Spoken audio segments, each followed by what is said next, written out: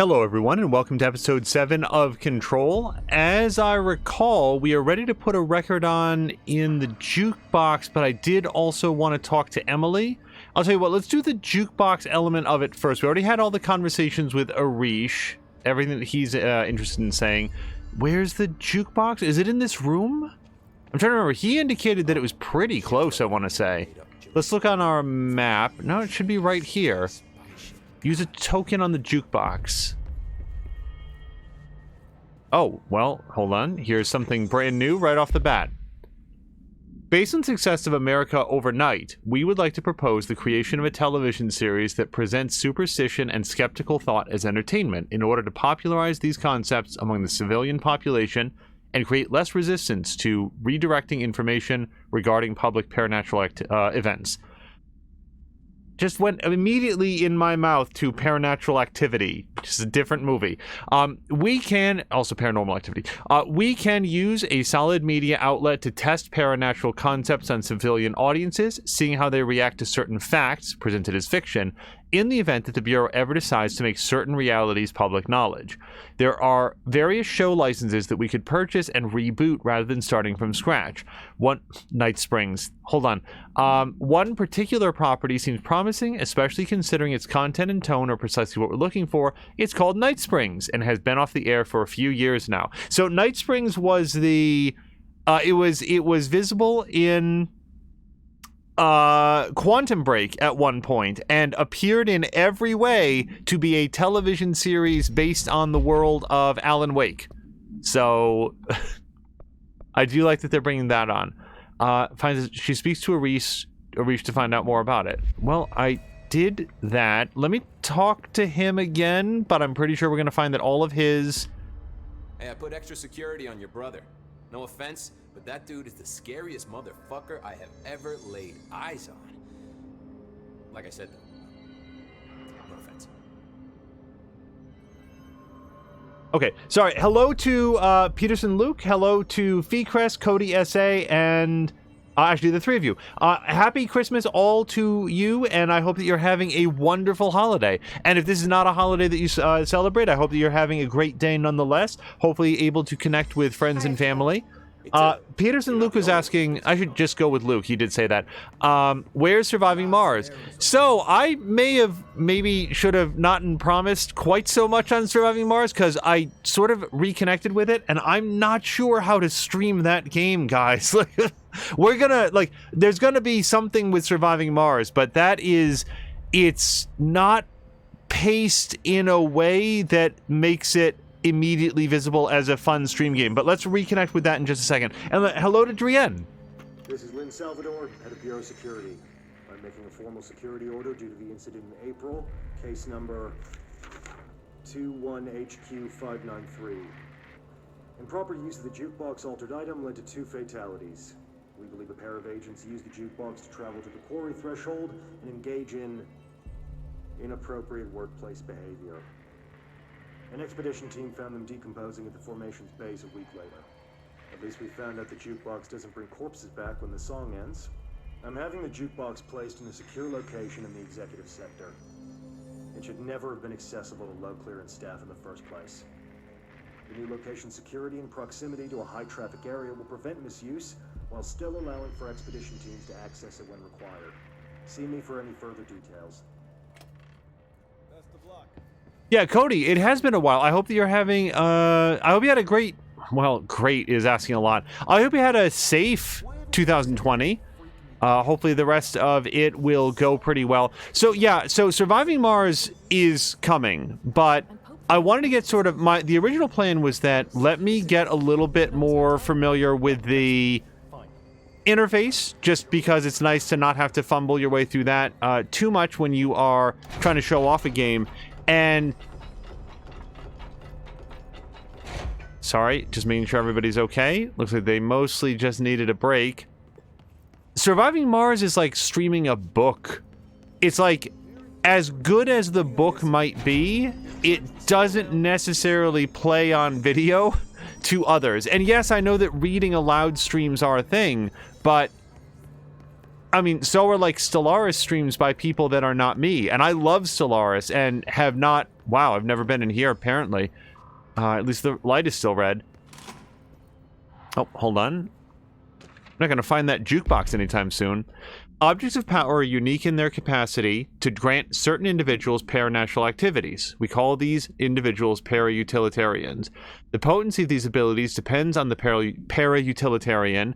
Using the redacted object of power as an example, some para-utilitarians can achieve a throw distance of blank, while others are only capable of as little as blank. See Dr. Darling presentation for more information.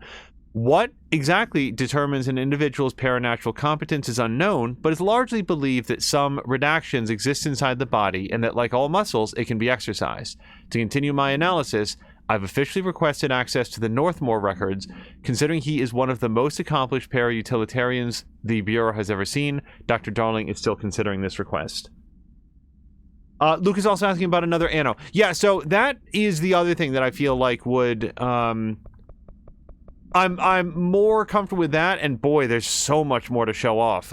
If you guys are interested in seeing that. What I've usually found with Anno is that every time I do an episode 2, like picking up where we left off, the people that didn't see episode 1 just sort of like zero out immediately. But I'm happy to do it if people are curious to see what comes next.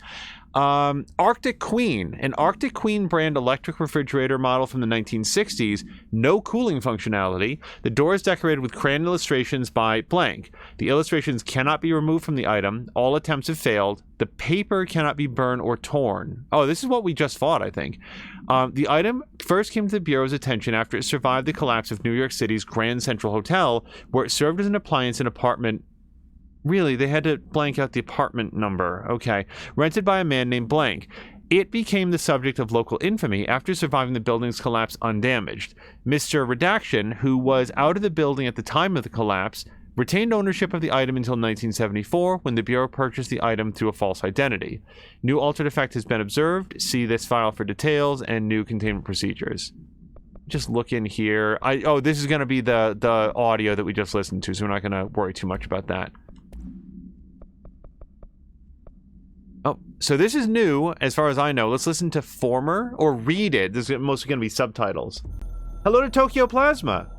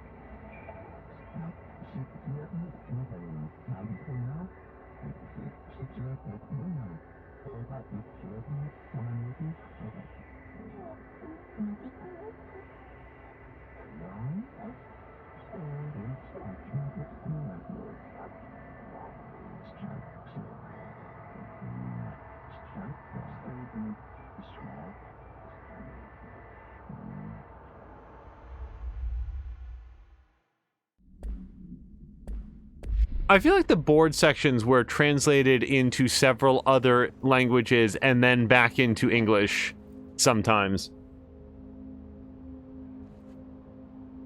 Cody is saying that at least he's had a healthy 2020. It's been very, very busy is my answer to that. 2020 has been an incredibly stressful year. Wow. Hold on a second. That's a rank 5 something. Hold on a second. Shadow projectiles, projectiles fired +7. Jesus. That's a lot. We're definitely going to hold on to that one. Also, Tokyo Plasma says that they're going to be trying out Cyberpunk pretty soon.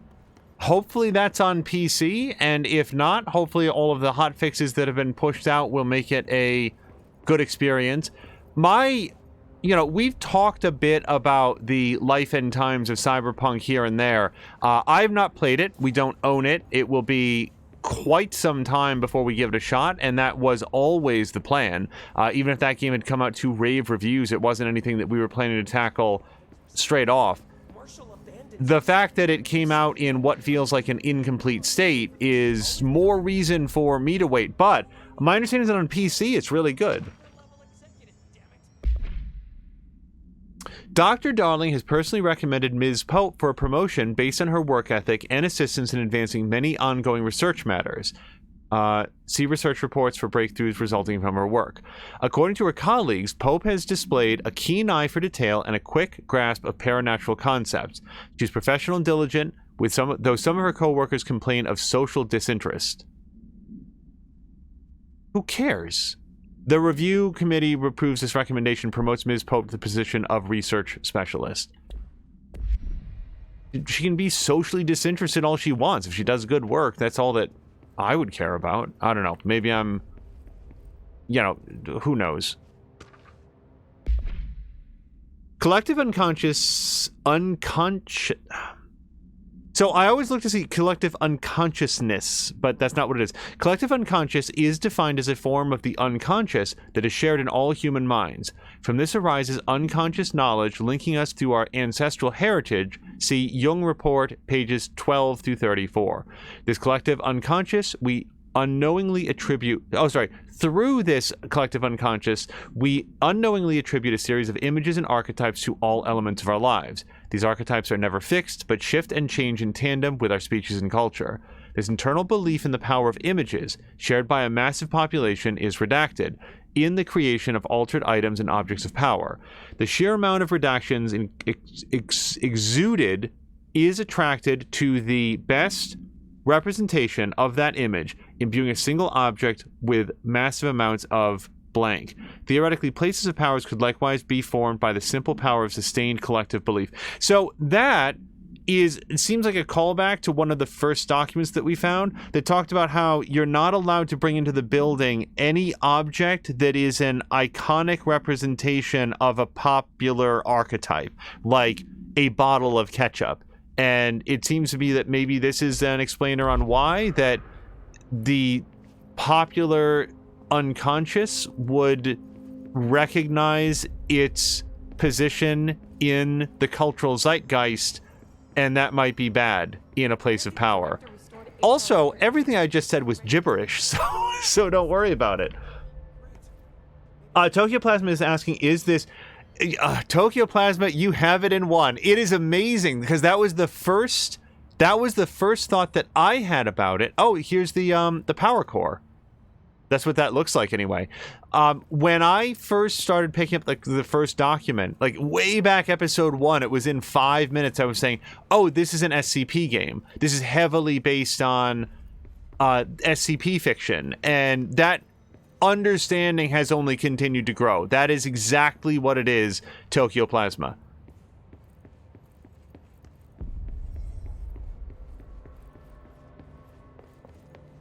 Also, I do not see a jukebox anywhere. I feel like it was indicating that it was close. And if it's not upstairs, and it's not in that vault, maybe I'm failing to recognize what a jukebox looks like.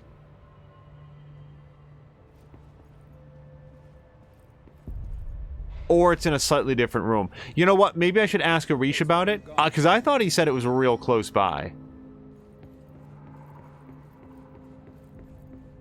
Oh, apparently there's another thing that I haven't opened. I don't like going through the security scanner if I don't have to.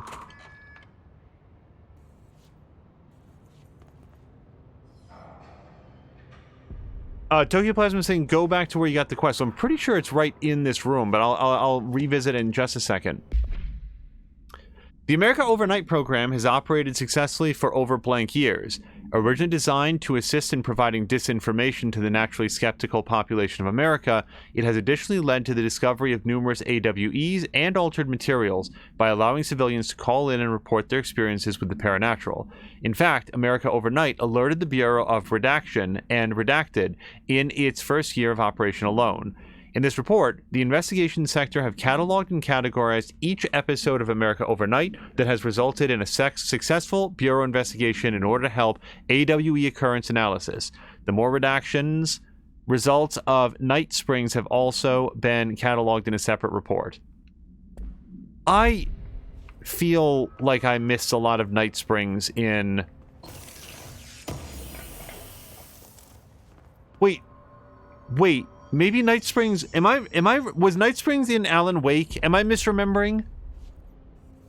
Feecrest, you're here. Was that in Alan Wake? I think that was actually the fictional show in Alan Wake.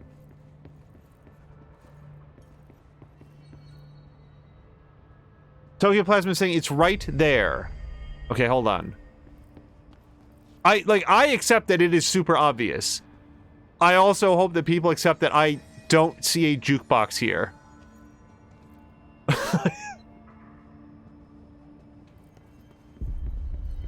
Like he just said, it's right there, and I came from over here. So a jukebox stands on the floor, and usually has sort of like a domed hood, and you walk up to it, and you jam coins inside, or in this case, tokens.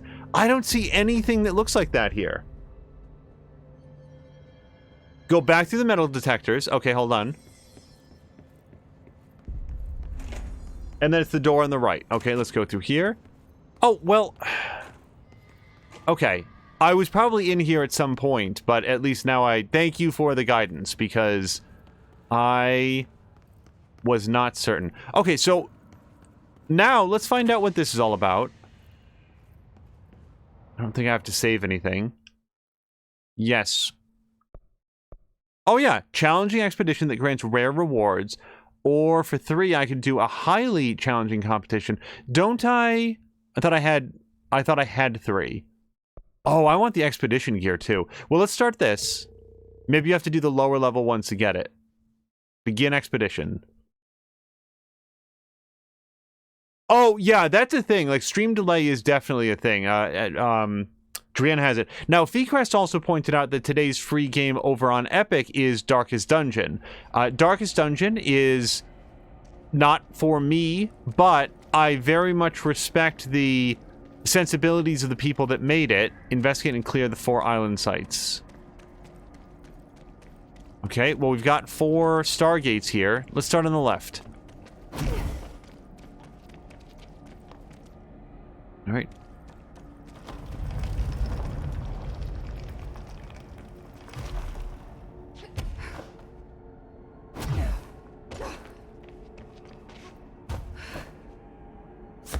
Oops.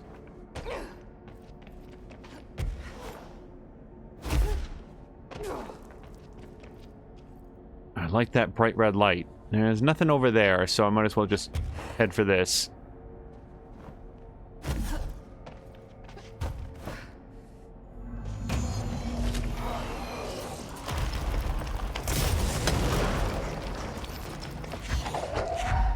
Yeah, my issue with... Oh boy. Darkest Dungeon, oops, is one that has been probably better cataloged. Now we might as well make a friend. Then with me is that the game is challenging, but when you fail, which is inevitable based on the way that the game is designed, it's simply part of the experience. When you fail, it can take hours of lost progress to get back. I don't want to do that.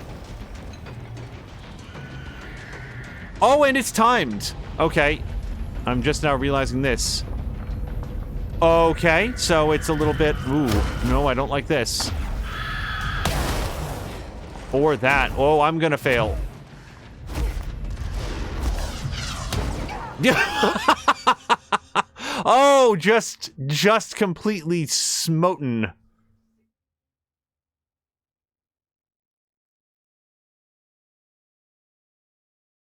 Oh, Merry Christmas to you, Haseo. Haseo, I hope that you've had a wonderful holiday. Hopefully got to reconnect with friends. Normally, during a holiday like this, I'd say, hopefully you got to spend some time with friends and family. And, oh, okay. So, my time is still gone, but it didn't kick me out. I thought that was going to be it. Also, I need different abilities. So, we're going to switch out Spin for Pierce, I think.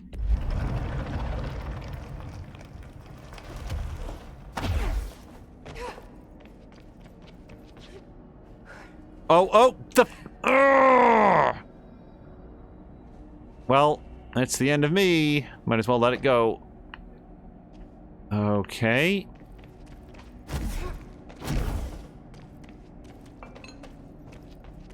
That's why I shouldn't rush.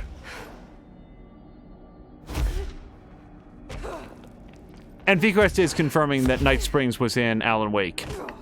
Yeah, I think I'm confusing it in my head that at the beginning of Quantum Break, there was a, like, Alan Wake 2 coming soon, except Alan Wake in the world of Quantum Break was a successful movie or television series? I'm not sure.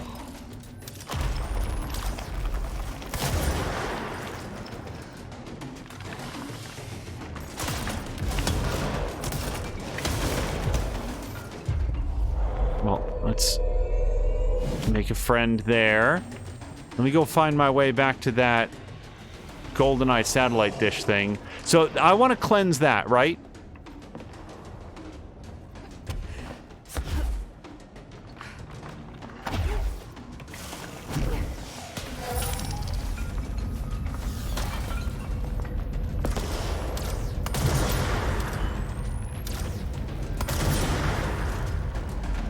Okay, apparently this guy's a big toughie.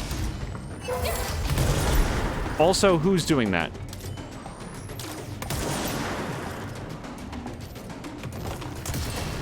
Nope, that is not going to be a useful thing here.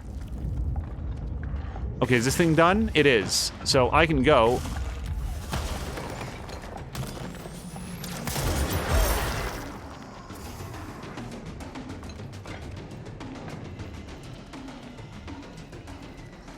Okay.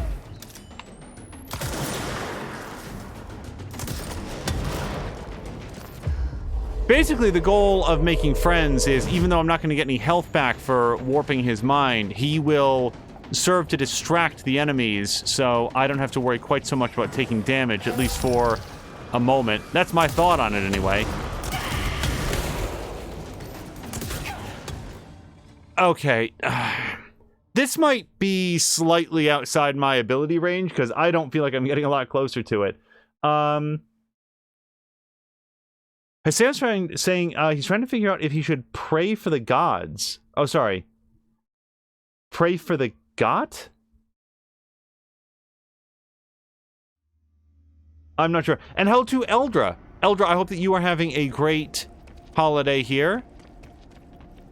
You know, maybe I should go to any other place. Let me see if you know, if I go down a different ring, if I, you know, maybe it's the same thing. Yeah, I'll tell you this. If I have to do all 4 of these in the time limit, that's becoming less likely by the fail.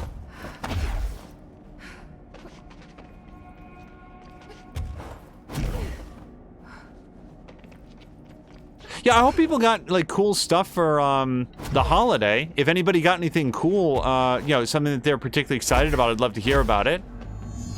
Okay, retrieve the lost specimen data. I also think that part of it is, yeah, I need to stop hurrying. I feel like I'm not doing myself any favors by trying to race through this, but maybe just go through more methodically.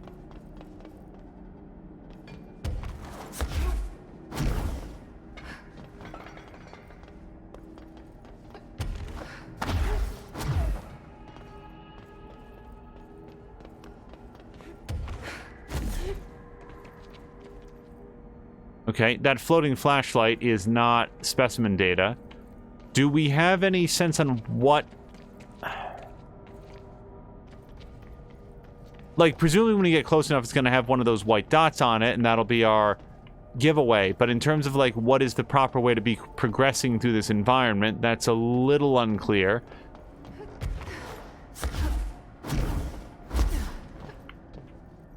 There's something. Squad Captain Lopez, reporting on Expedition 17B. At the formation now. Unfortunately, I do not have time to listen to that in its entirety. Unless that's a clue. So we're gonna give the area a once over. Then we'll head back. Lopez out. Eldra, I am doing great. I've had a very nice few days off, and we've got a few more left to go. Oh, this is... No, that's just a... I thought that was glowing. We've been over there. I don't know if I've been down very much, so let's look here.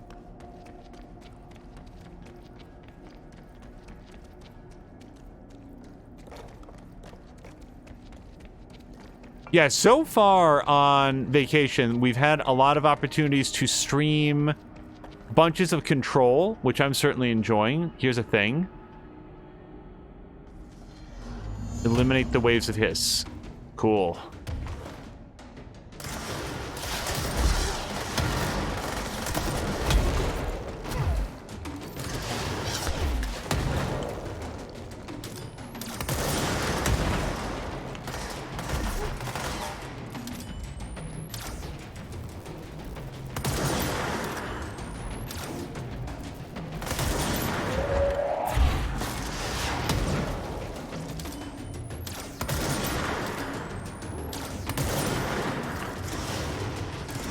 I'm either missing consistently, which I admit is the more likely scenario, or this man has a lot of armor.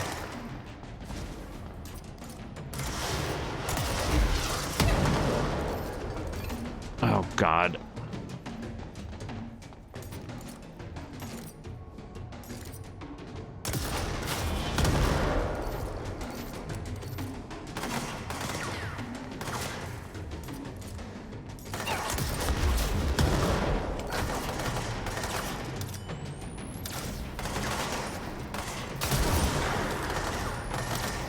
So, at issue is I really want to go down there and get all those blue shards to refill my health, because it wouldn't take a whole bunch for me right now to get kicked right the hell out of here.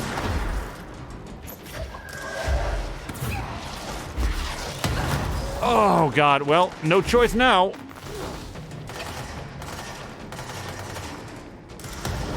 Some people might be thinking, wait, can't he grab rockets out of the air and just shoot them back? And yes, I can. I just have to do that thing. Okay, just... There we go.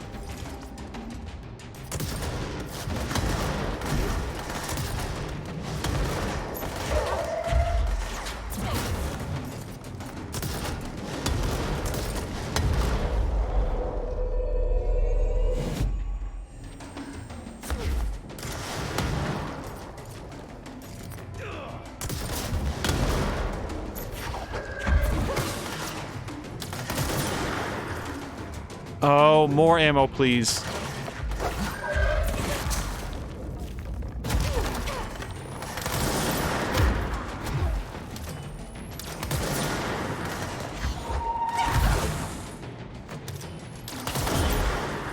Oh, I hope this guy drops all of the health bar.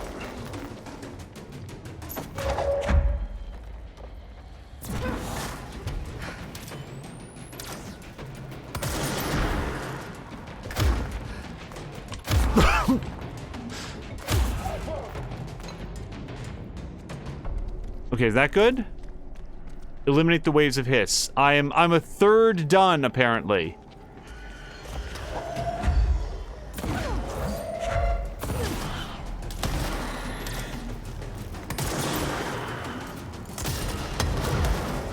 I'm not sure charge is my best choice here.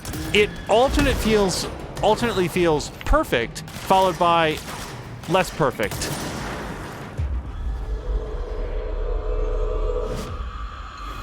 What is that sound? Nope.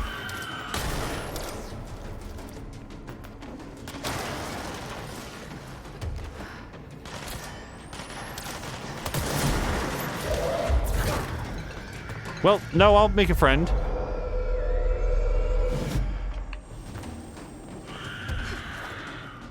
I don't know if I've listened to this one. Lopez, reporting on expedition 17B.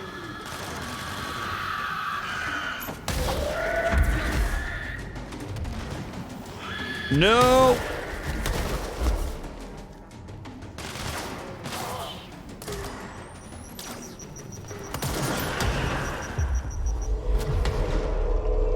So that's how I learned that you can dodge and continue to do a mind crap at the same time.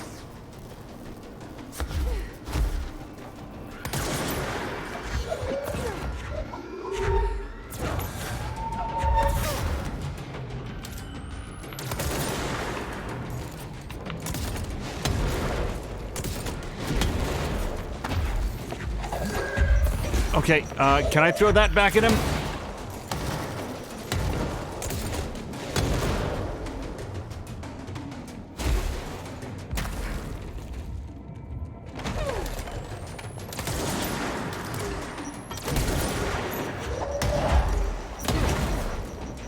I am so stuck. Urgh.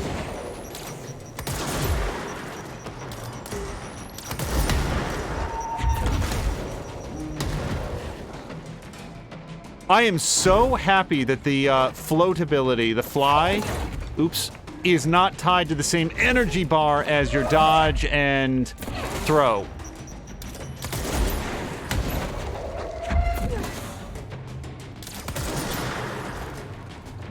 Because, like, right now, I can fly.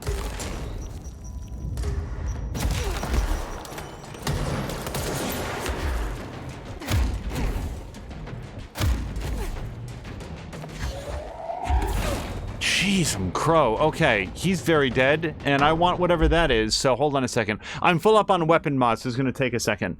No. This.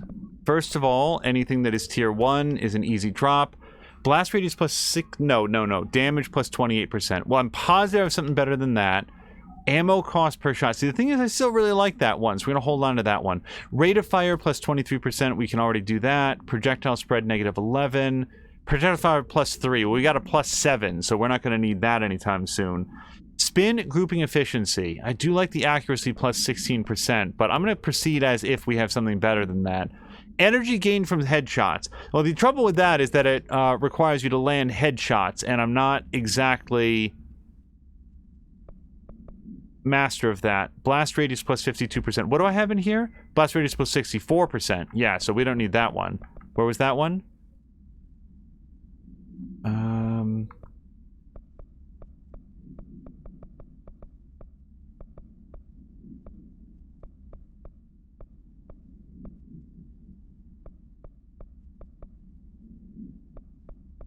Well, wherever it was, I've apparently lost it. But we've cleared up some space, so I can grab that. And now, here's plenty of stuff. So, there's apparently... Yep.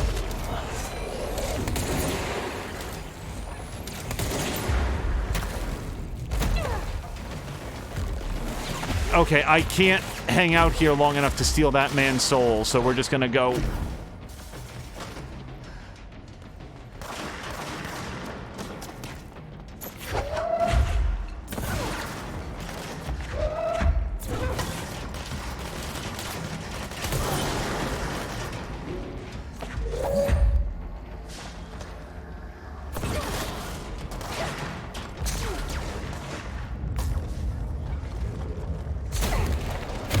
Oops.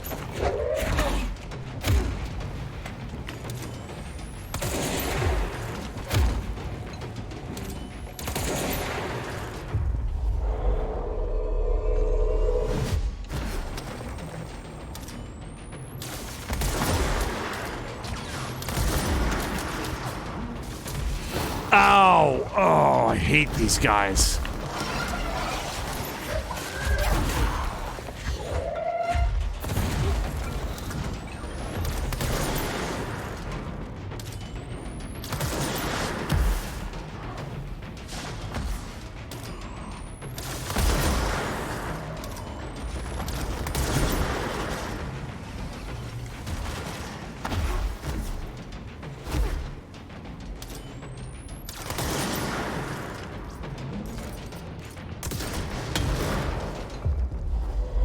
Although it says enemy base health, oh, enemy base health plus 100%. I thought it meant, sorry, I misread it at first. I was like, they feel a lot tougher, so how could it be at 100%? But no, it's actually double normal. That makes a lot of sense.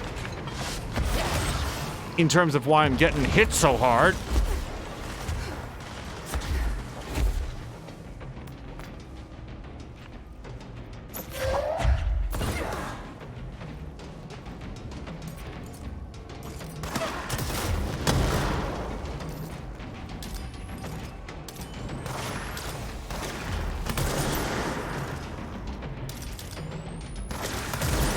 Okay, well, no, that's probably, yeah, that's gonna be it. So, I'm not sure these are for me, or at least not right now. So far, I am... What are we at? 0 for 4? 0 for 5 attempts at this? And this is all on one token. And imagine, like, if you have to do all 4 of these objectives, like all 4 of the islands within the time limit, that's a little bit maybe outside my current skill level. I wonder, so I've been wondering, Marquak had noted that he reached a point in control where, I don't know why I came out here. Hopefully this forms before I fall to my death. He reached a point where the difficulty curve was just ahead of him and he wasn't having a good time with it anymore. And I'm wondering if maybe it was stuff like this, because I just feel improperly geared for this and also very clumsy.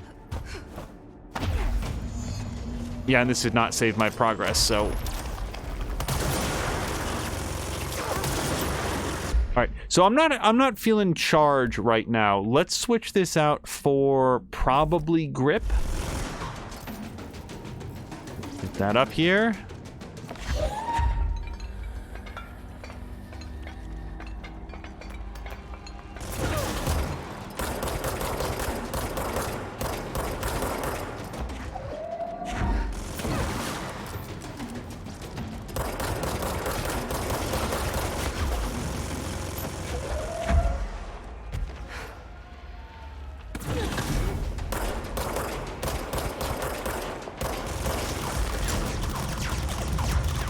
I don't think I can take very much of that.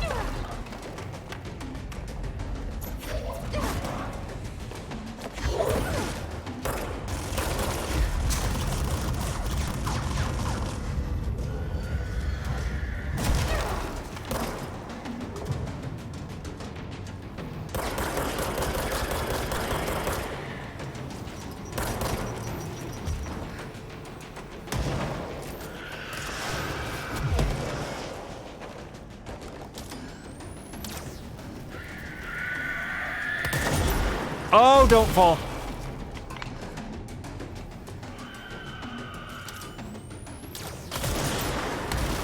Also, you know something? It would make sense to me if these guys spawn infinitely until you take command of the 3 control points. But that also relies on... Crap.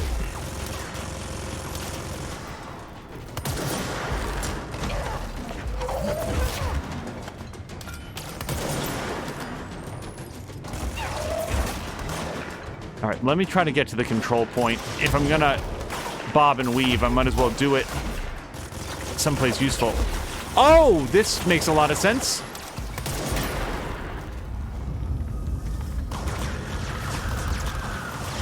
Nope, that's not gonna work out.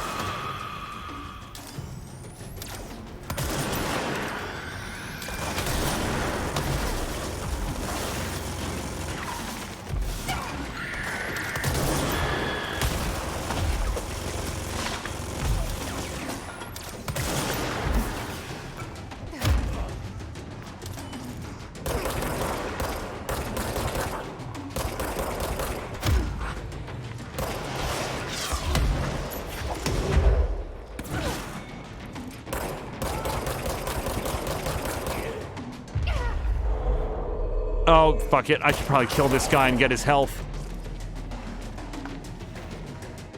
That was not a lot of health, man. Oh, no.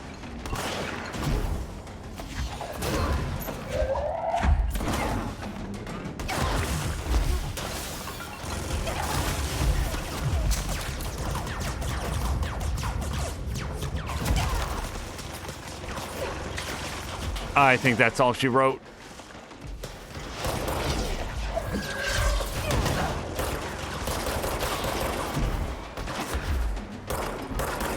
Yep.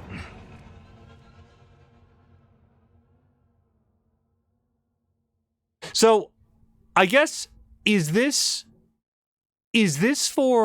intended as post main story content after you're fully leveled up and you want to put your skills to the test, or are you supposed to be doing these as you go along?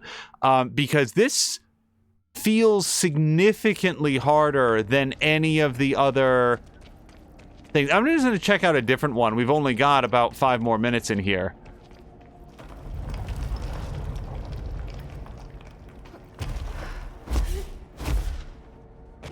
Because don't get me wrong, this is fun because the combat in the game is fun, but also I'm just not, oh boy, geared for it.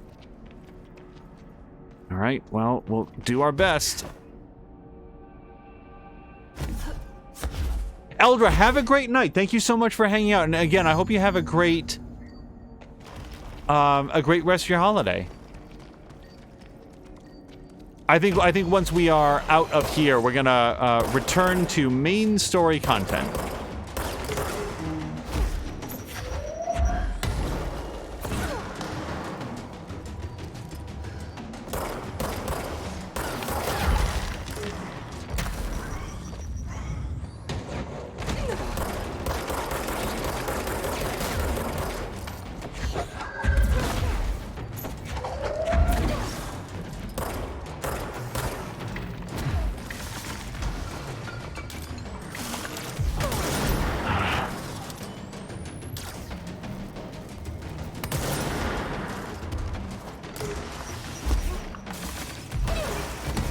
Okay.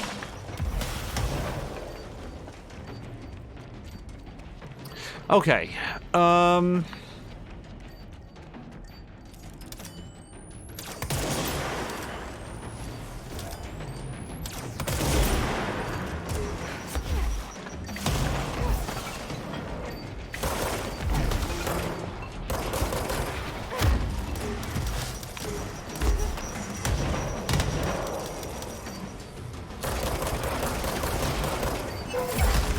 Ouch. Oh my goodness. Nope, I can't square off against that guy. Not like this. Hello, Devin. Devin, I hope that you're having a nice holiday. It's got to be going better than Jesse's.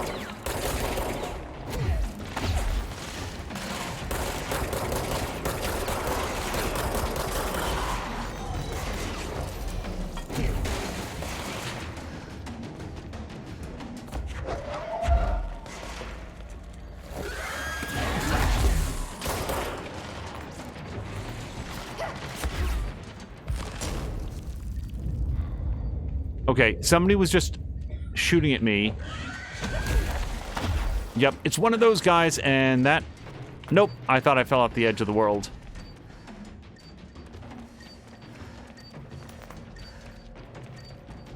Once this run is over, even if there's time... Oh, wait, there's something up there. Is this it? Well, I'll never know.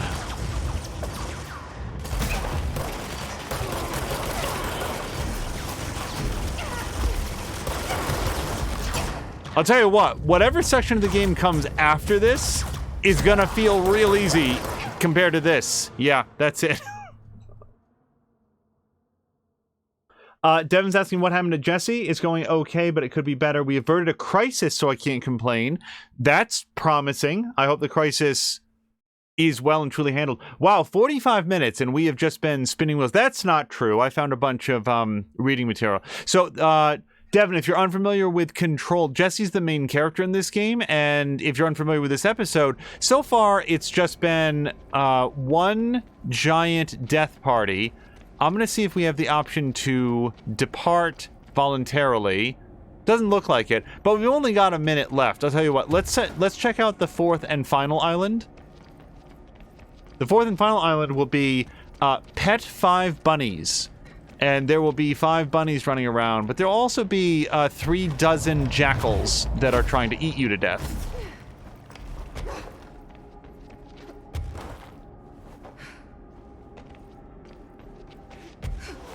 They don't care about the bunnies, though. Only you.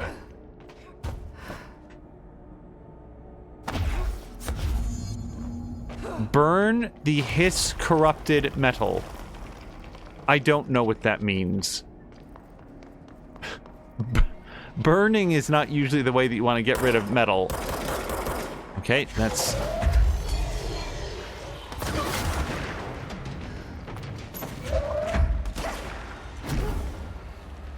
Alright, can I, wait. Is there like lava or someplace? I'm assuming this is hiss corrupted metal. It looks very hissy to me. Ah, here we go. Oh, and that's the end. So here is my take on Jukebox missions. I will engage with these much later, possibly after the main story and possibly off stream, because I really do enjoy the combat in this game. That feels like it is designed for people who are extremely good at it and are looking to test their skills against very high level enemies. So I'm just going to touch this real quick, and now we're going to go upstairs and talk to Jesse.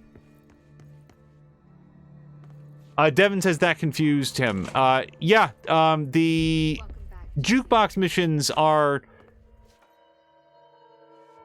I don't want to say they're confusing. They're just tough. We'll go with that. It's happening. After all these years, Dylan is here. But am I too late? How is he? I need to know.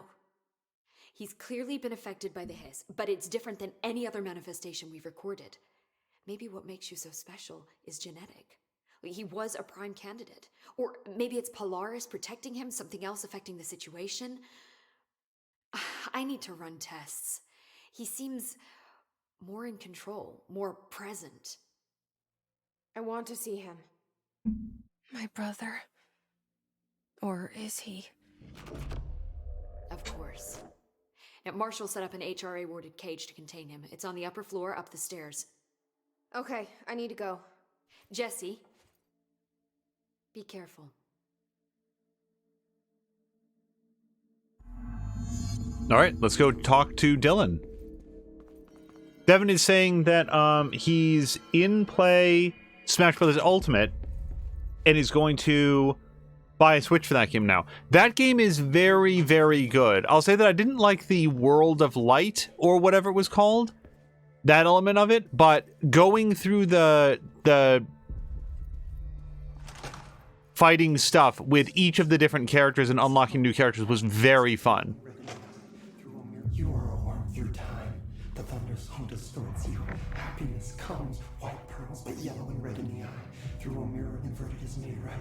Leave your insides by the door. Push the fingers through the surface into the wet. You've always been a near you. You want us to be true.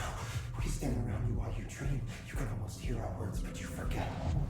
Through time, the thunder's home distorts you. Happiness comes, white pearls, but yellow and red in the eye. You are a worm through time. Shit. The thunder's home distorts you. That's Dylan. White pearls, Can but you hear yellow me? and red in the eye. Oh, come on, Dylan. I'm here. I found you. Into the way. You've always been a near you. You want this to be true. Do you know who I am? Oh, you know me. Say it. You are Dylan Faden's sister. He's talking in the third person. Always a good sign. Do you know who you are? Not Dylan. Trench and Darling made sure of that. I'm P6. P6. But I'm better now. The hiss made me better. Push the fingers through the surface into the wet. You've always been the new you. You want this Can you to stop be that? true. Please? Not exactly the reunion I'd hoped for. It feels good to say those words. I want to say them. They sound good. They make me feel good. Don't you want to say them too? No. Fuck off, no. You need to help me get this thing out of his head. If he is still in there, if there is anything left, you have to help me.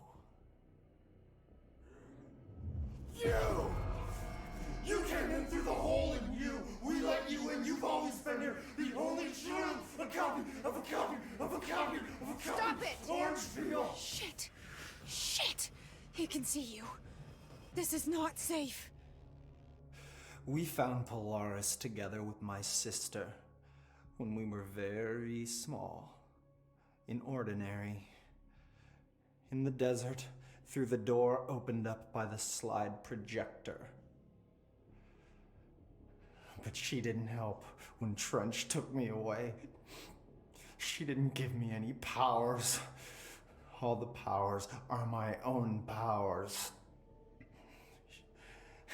She didn't help when they locked me up for years. After the song time for applause, we build you till nothing remains. The egg cracks and the truth will emerge out of you. You are home. The Bureau brought the slide projector back here with me. And the Bureau did what the Bureau does.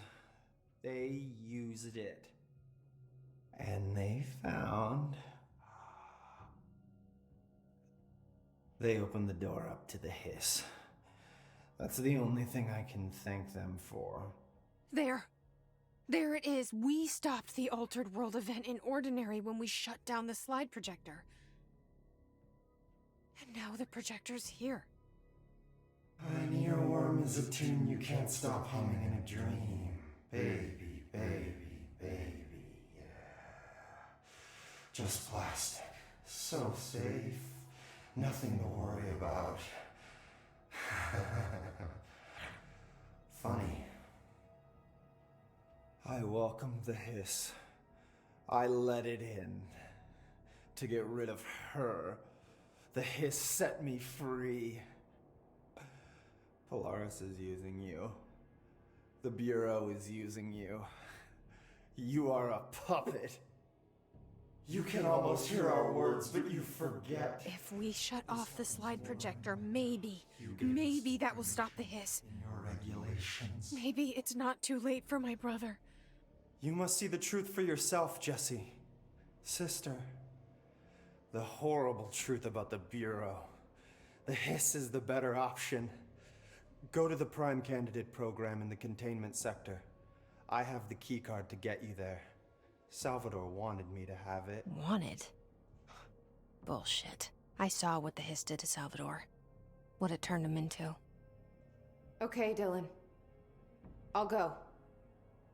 I want to see the truth for myself. I'll go. But only to look for the slide projector. You can help me. We can end this. You are a worm through time. You are a worm through time. Oh, I guess he pushed the key card through the glass. So, I'm gonna see if there's any additional dialogue, because sometimes there is. I don't know what else I'm hoping to find here. Dylan. Can we talk? I'd like to tell you about a dream I had last night. Off to a good start. Okay. I'm listening. I was back in Ordinary, before all of this happened. But in the dream, I was alone. It was just me. I was the only child. A girl. My name was Jesse Dylan Faden.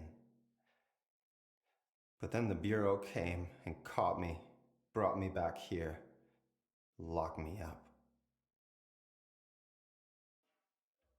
Have you ever noticed that our names, Jesse, Dylan, they could be girls' names, boys' names, could be anything.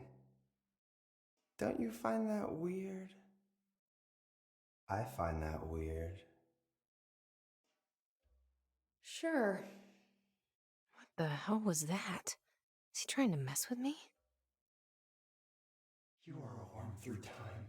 The thunderstorm distorts you. Well, see, now we have to... Maybe Dylan's still in there. Maybe there's a way to reach him. I'd like to talk to my brother, please. Dylan? Dylan would like to tell you about a dream he had just now. This again? I was going to be the new director of this place. I helped you get a job here, so that we could be together. You were an office assistant. You'd make coffee and deliver the mail, and there was always plenty of work to do. And it stayed that way, forever and ever. It was nice. Really nice. That's debatable. But here's the strange thing. The dream shifted, and none of it was real anymore. It was a game. We were in a game, and it was a fucking boring game. But you couldn't stop playing. And then it shifted again. Or maybe it was another dream already. Or maybe I'm just confusing them. But in this other dream, it was more like a musical. This is an ordinary song about an ordinary girl from an ordinary town. It's the ordinary story. She worked an ordinary job in an ordinary office and something. And that's all I can remember of that dream. Maybe that's for the best.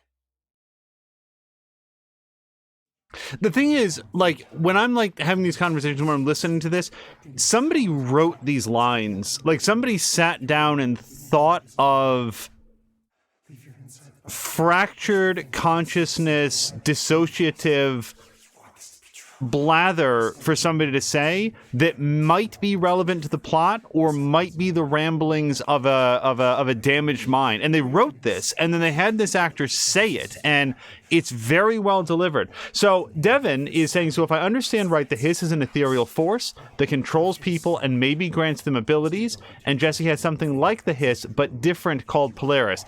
That is astute. In very broad strokes, Jesse here is currently the chairman, the director of the Bureau of Control, which she got to be that on her first day because she picked up a gun and it makes her be the director. Everybody acknowledges her to be the director. And at the Bureau of Control, they basically take sticks and poke at objects with the capacity to shatter reality, rewrite human DNA, open them up and turn them inside out, shatter the barriers between dimensions, and all sorts of other really horrible things. And they just sort of like play with them and toss them around and see if they can provoke them into doing something horrible. And yeah, Jesse has some sort of an extra natural passenger named Polaris, who is represented by sort of a blue-green swirl, like a kaleidoscope that we see from time to time, that she feels is very helpful and nurturing, and I feel is deeply concerning, mostly because I sort of want to have my mind be my own and not shared with any sort of hitchhikers. Maybe I can learn more about the hiss from him. Can we talk? I just had an interesting dream. Shit. That's fascinating, but let's talk about the hiss for a change, yeah? This dream was about the hiss. Best I'm gonna get. In my dream, the hiss had broken free of this prison, this house. I'd set it free. And the president himself was there to welcome us. He was the first one to take the hiss in. Spread the word. At first, many people thought it was horrifying. That he was horrifying. But also, many people who heard his words wanted to welcome the hiss in. And slowly, more and more of them came around until the whole world was brought together by the hiss. It was wonderful. Okay, thanks for sharing that. For the record, that will never happen. Not as long as I'm alive. Oh, Jesse. Don't dare him. Maybe I'm just here to punish myself. Any new dreams you'd like to share, Dylan? I'm glad you asked, sister. This dream, like all dreams now, felt very real. Like reality. And reality now feels like a dream. Maybe it's all a dream. Maybe it's all real. Dream where my brother endlessly tells me about his dreams. I was in a dark place, and there was a dark man there. His name was Mr. Door, and he told me that there are many worlds, side by side, on top of each other, some inside of others. In one world, there was a writer who wrote a story about a cop. In another world, the cop was real. Door said he himself was in all of them at the same time, endlessly shifting between them. I asked him how I could reach these worlds. I wanted to bring the hiss there. But he didn't want to help me. He didn't like the idea. What did he know? I'm not wild about the idea myself. I say to say that if I was Jesse in this situation, I would say, Dylan, I need you to hear me on this. I did look for you. I did try to help you. Like, she's made no attempt to clarify for him what had happened during all the time that he was alone and feeling abandoned. And it feels like maybe that would help, that knowledge to know that she did care and she was looking for him. Here we go again. Once more with feeling. Let me guess. You want to tell me about your dream? Yes. In fact, I'm having a dream right now. Oh. That's new. In this dream, I'm standing in the corner watching Jesse and Dylan talk about this very dream. This very dream! He said just now! And repeated it again now. I'm standing there and watching, and that's all I can do. It's as if I'm trapped there. And that's all I have to say about that dream. Okay, Dylan. That's good. Is he still in there? Or is this the hiss playing mind games? I don't know. Well, the hiss knows certain things, this entity that we'll call Dylan knows certain things that you would think that only Dylan would have access to, but then again, the hiss have been inside him for who knows how long. Also, Drienne is saying that Jesse might not say that to Dylan if she feels like she didn't do enough to help him, but I guess to me, her feelings in that interaction need to come secondary to his. In other words, even if she feels deeply guilty about her inability to save him, or that she didn't do enough, or even if she factually blew it off and went to college and just had a big party for 4 years, in the moment, it's very important for him to feel like somebody cared about him and that was bothered by the fact that he went missing.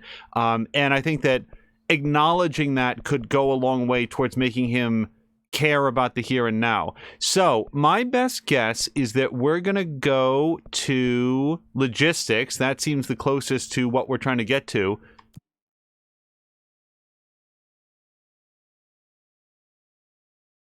Devin asks, is that a Forrest Gump joke? I'm not sure. I'm not sure which part.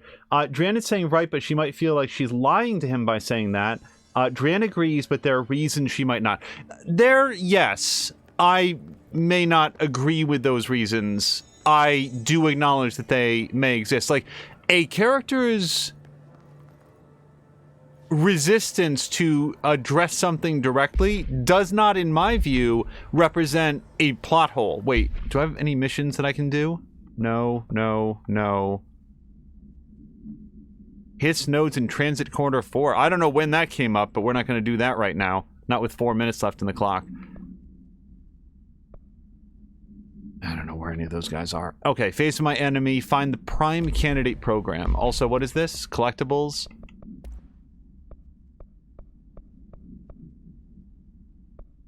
Oh, that was in the Quarry beta site. Yeah, we'll listen to that later.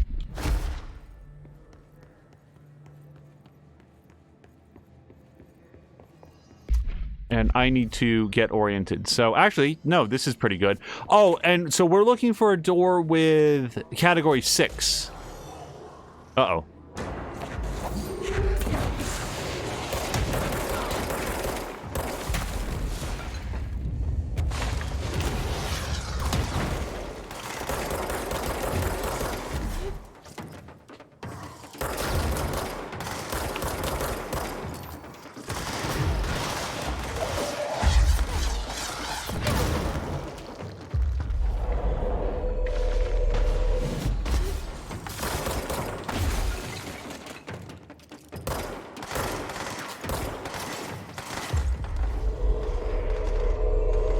I think with these guys on my side, this is going to go relatively well.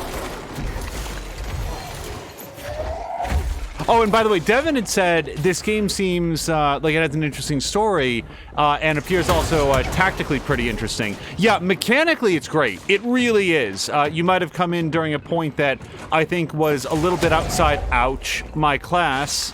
But, okay, everything is exploding. And it's exploding on me, which I'm not a fan of.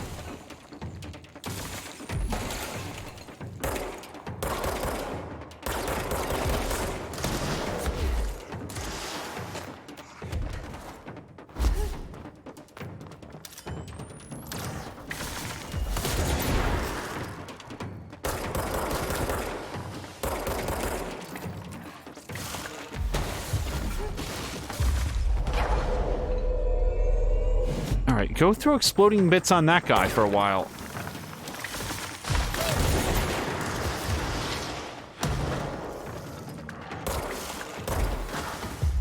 I would love to kill him and get lots of blue bits, but I will take whatever makes him less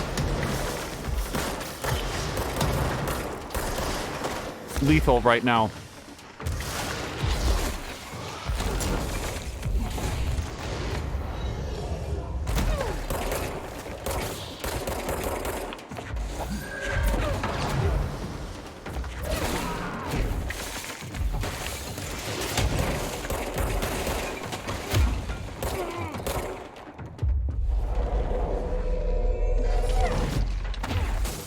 Okay, who even are you? Get out of here.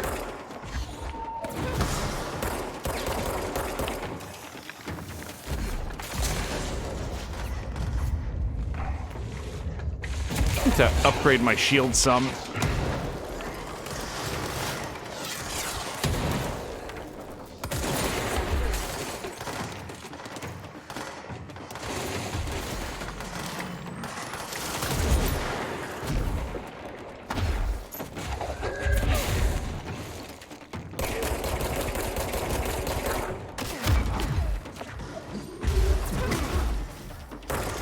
No! No! I really wanted to grab that.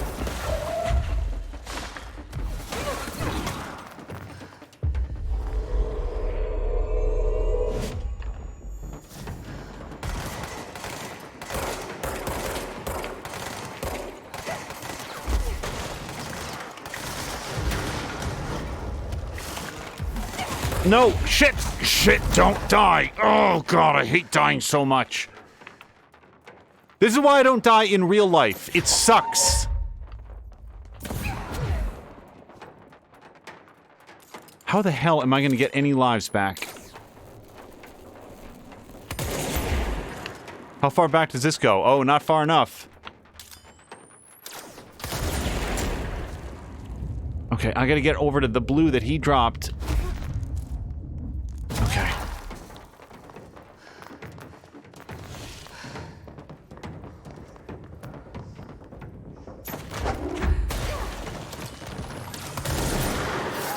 Ow! God damn it!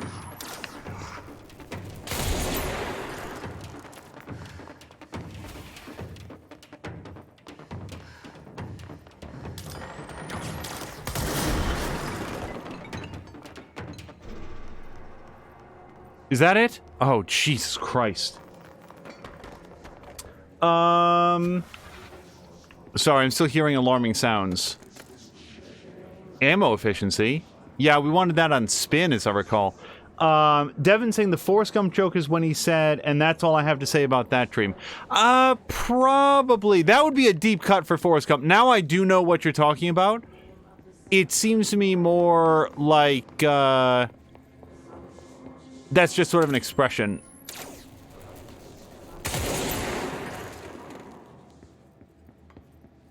Let's see.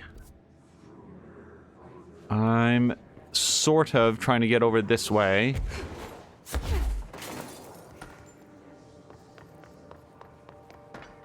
Alright, this is going to open from the other way.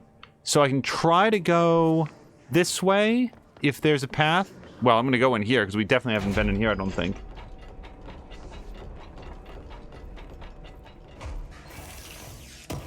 I feel like the big things that came out of Forrest Gump were life is like a box of chocolates and, you know, the infinite types of different shrimp. Run, Forrest, run. Also, I feel like I'm sounding dismissive. Forrest Gump is a good movie. It's a better movie than a book. Oh, no, wait a second. Maybe I'm thinking of, like, the sequel. Yeah, because there's like a book sequel to Forrest Gump, if I remember correctly, and if I further remember correctly, it is dumb. Hey, this suddenly got popular. Let me do a sequel to it. Alright. We're very close to this redacted area. I just need to find a way into it. No, this is just a bathroom.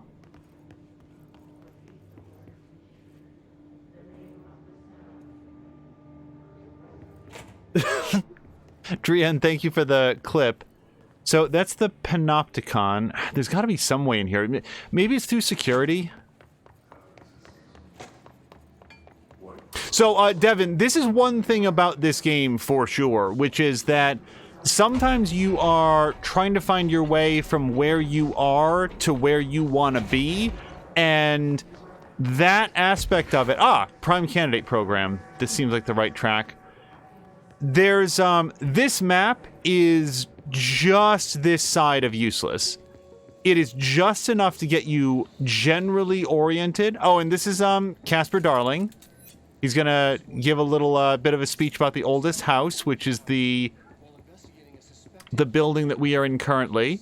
There's nothing else in this control room that I see.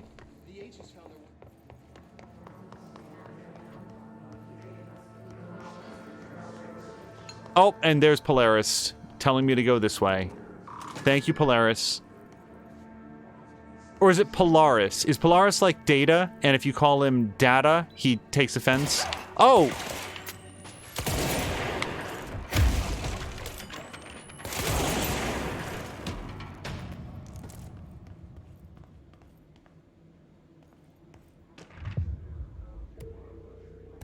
Wait, what is this?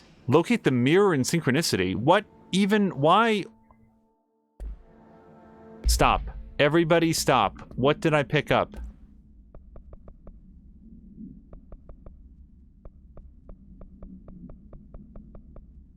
Mirror supplement. She was admitted to a mental ward for emotional instability soon after relocating to Illinois with her family in 1914. The item only appears on record again in 2006 when the Bureau investigated a sudden rise in disappearances in Redacted, Illinois. Agents found the item hanging in the local library. They contained it quickly, though the missing people of the town were never recovered. Supplementary materials, August 18th, 1915. We certified that the case of Mrs. Redacted has shown her to be a lunatic under the reasons of hysteria, bad company, and imaginary female trouble. Oh, that's going to take a second. Her fixate... Imaginary... Okay. Her fixation with the family looking glass is noteworthy, but not an uncommon matter when considering the female... Oh, I don't even want to say these words aloud. Mrs. Carver is a fit subject for the lunatic asylum and will remain in its confines until her affliction has passed. Her affliction of imaginary female trouble. Signed, Dr. Redacted. Yeah, you don't want your name on that. Oh, and Feecrass has also pulled a clip. Yeah, for me, I feel like video games got a lot better once they started to realize that,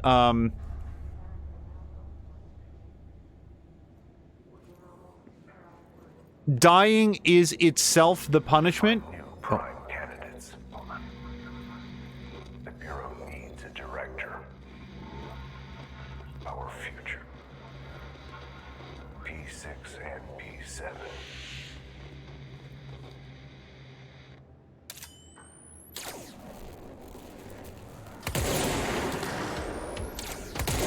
Wait, who's P7?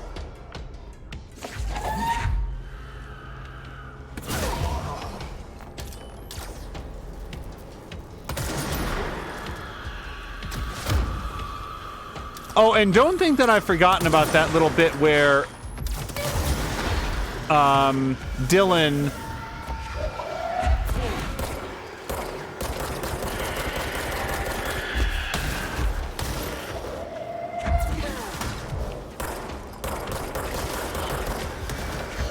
Sorry, this tends to happen where I have a thought, and it's very difficult to express because there's a screaming fly zombie coming after me.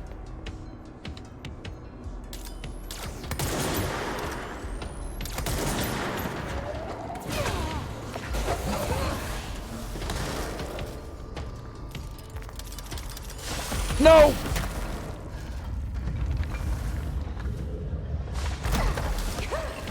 Okay, I really need to get my ammo situation sorted out.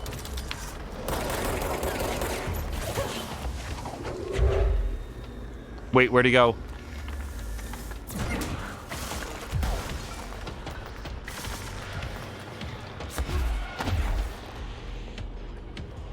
I think next time I have a chance to upgrade, I'm gonna make the shield stronger. Because I'm using it a lot more now that I'm facing a higher variety of enemies. They can just kill me by accident.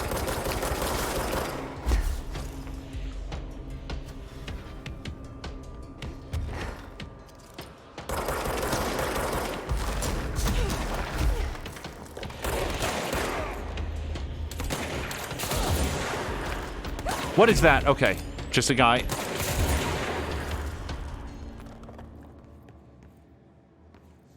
I guess I killed the big guy at some point. I don't remember doing that. It's also possible that he decided that I was no longer worthy of his time and decided to take off because I feel like he escaped with a... Okay. Sliver of his health. We've got some psychonauts happening in here. Okay, let me go check the shelter, and then we will go up there. What I was going to say, so there's a couple things that I keep intending to get around to, and then not.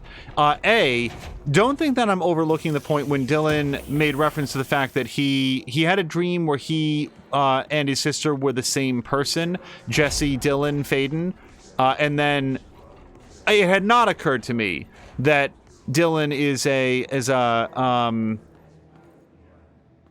I always forget what the phrase to this is. A unisex name?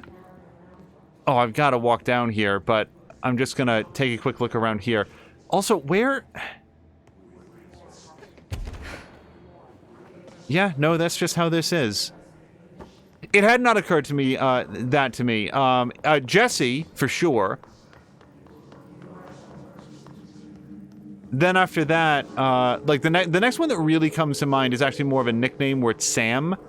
Because I've known a number of both men and women in my life that go by Sam. Oh, hold on. The Threshold Kids.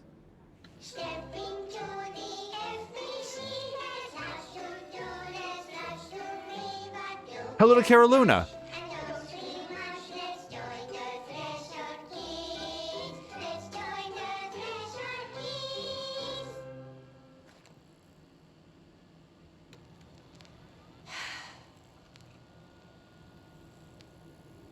I can see you're upset, Meg. Why don't you tell Uncle Mr. Bones what's wrong? I did bad on my clairvoyance test. You can't ace every test, Meg. You see, everyone has different brains.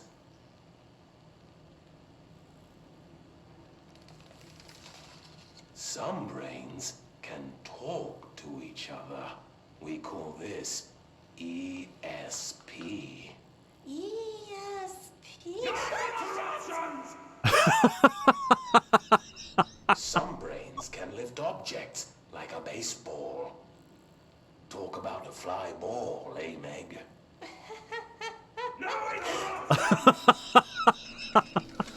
So who cares if you fail your clairvoyance test?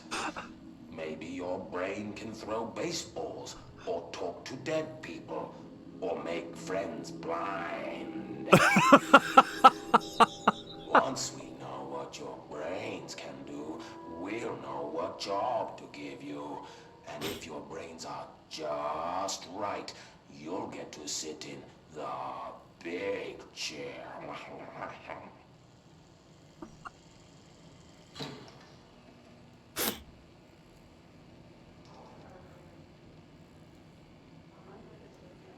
What if I don't want the big chair? What if I don't want the big chair? Everyone wants the big chair, Meg! That's why we're all here. Use those brains to listen for once, or the only chair you'll get in is the one with straps.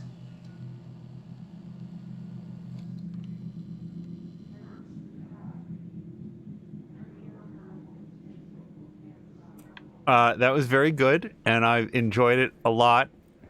It does sort of break the internal fiction of what the point of Threshold Kids is supposed to be, to like provide both sort of edutainment for some youngster that's around, but nonetheless, I like it was worth. Things had gone differently and ordinary for us. Hold on. It was worth the journey for sure. Change things. Finding the projector will. So much coming together in this one case. A new object of power, something we have not seen before. I mean, coming from me, that's saying something. And the boy, Dylan Faden, prime candidate 6, and the sister as well. Once we catch up with her, but the boy, so much potential. We're talking Northmore level readings here. And I don't want to invoke his name. It's completely different circumstances here. It's remarkable.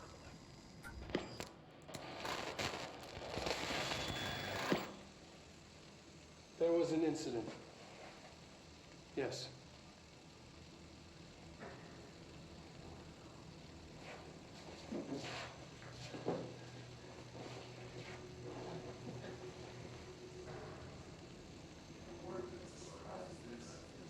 We lost a valuable member of our team, yes.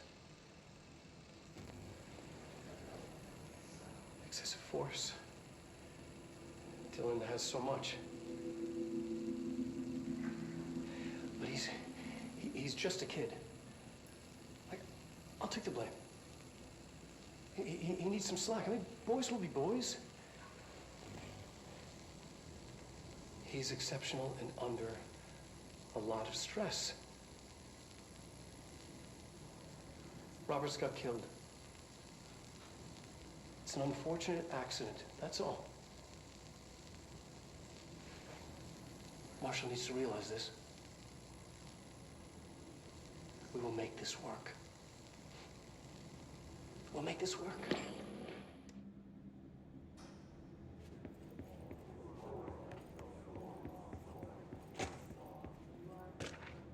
Boy, I think this is going to wind up being our most oddly paced episode of this so far, because it is. Anyway, subject was alone during the outburst. Dylan Faden, Yeah, so DF is Dylan Faden. You again, I thought I told you to leave me alone. Why are you showing me this? I can't do anything. Can't you see where I am? Why don't you help me get the fuck out of here? You always show me things I can't do anything about. Stop showing me her. I don't care anymore, and I don't care about you. You both left me here to rot. Fuck off, you bitch. I will dig out my own brains if it means getting rid of you. I don't want you here. Get the fucking message. Subject repeated the phrase, fuck off. Fuck you, bitch. No, this is Polaris or somebody similar. Because he's not talking to anyone. Yeah, look at the timestamps. Transcript of conversation for review. But he wasn't conversing with anyone. I will dig out my own brains if it means getting rid of you. So, Polaris or something similar did visit him. Interesting. That's what we just watched, I think. Is it, though? Hold on a second. Yes, it is. Okay. And again, maybe it'll have more information if we watch that full video, but... After North Moore stepped down, I doubled every effort to find new prime candidates. There was no one.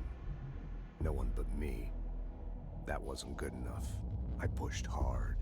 I never wanted the Bureau to end up in that situation again. The Bureau needs a director. Always. When my time reaches an end, I want more options on the table. P1 through P5 were all false leads, dead ends, and disappointments. Then P6, Dylan Faden. He fell into our arms. No parents, they're gone, casualties of an AWE. The boy has exceptional talent. The oldest house will be his home. We'll build him from the ground up. He'll be trained and taken care of. Darling can be in charge of this project. I can't. I'll stay away.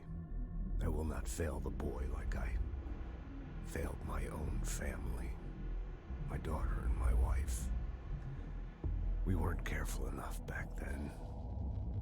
Something came home with me. I took work home. My Susanna got sick. When I realized my mistake, I wanted to bring her here for Darling to do what he could. Kate flat out refused. Civilian doctors treated our daughter, but they didn't have a clue. She died. Kate left me. Same old story. That was a long time ago. The Bureau is all I have now. And the prime candidates are our future. There are two, P6 and P7. We're spoiled for choice. So I don't know how we're supposed to assume that P7 is anybody other than Jesse, but that's mostly just a conservation of character thing. It may be that there's, another player in here that we haven't been introduced to. Oh, that's Threshold Kids, yep.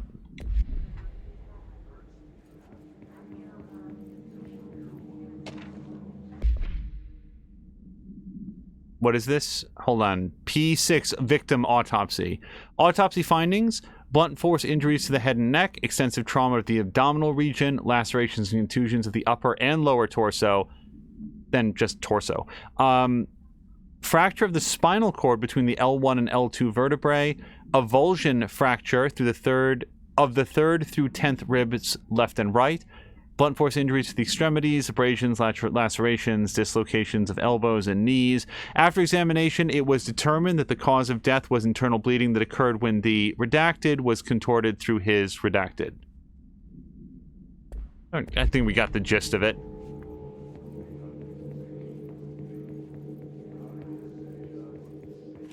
Yeah, no, believe me, I'm not here to rivet count the Threshold Kids. What Dylan wanted me to see. It doesn't matter. We need to find that projector. Well, wait, I want to know all about P7. Oh, who could it be? Who could P7 be? There she is at a coffee shop. Jesse, have a reaction. Ooh, I got a new outfit. It's gonna be a while before we can see what it looks like, I think, but... All the times I felt paranoid, I was right. The Bureau could have given me the answers, but they just stood by and watched me.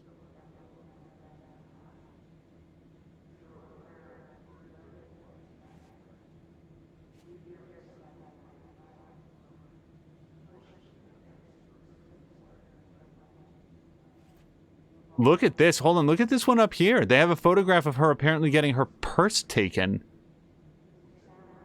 Oh, and there she is working as a janitor. We got some news about that at the beginning of it. There she is shoplifting, apparently. Interesting how many pictures they have of her facing away from the camera. Almost as if they didn't want to have Courtney Hope on retainer because she's expensive and busy.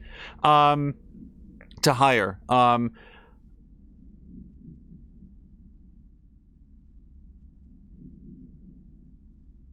Sorry, just reading through what appears to be a travel itinerary of a very long trip, more than a month of traveling east to New York City, which would reportedly lead us right up to the events of the game, I would think. We used to play there all the time.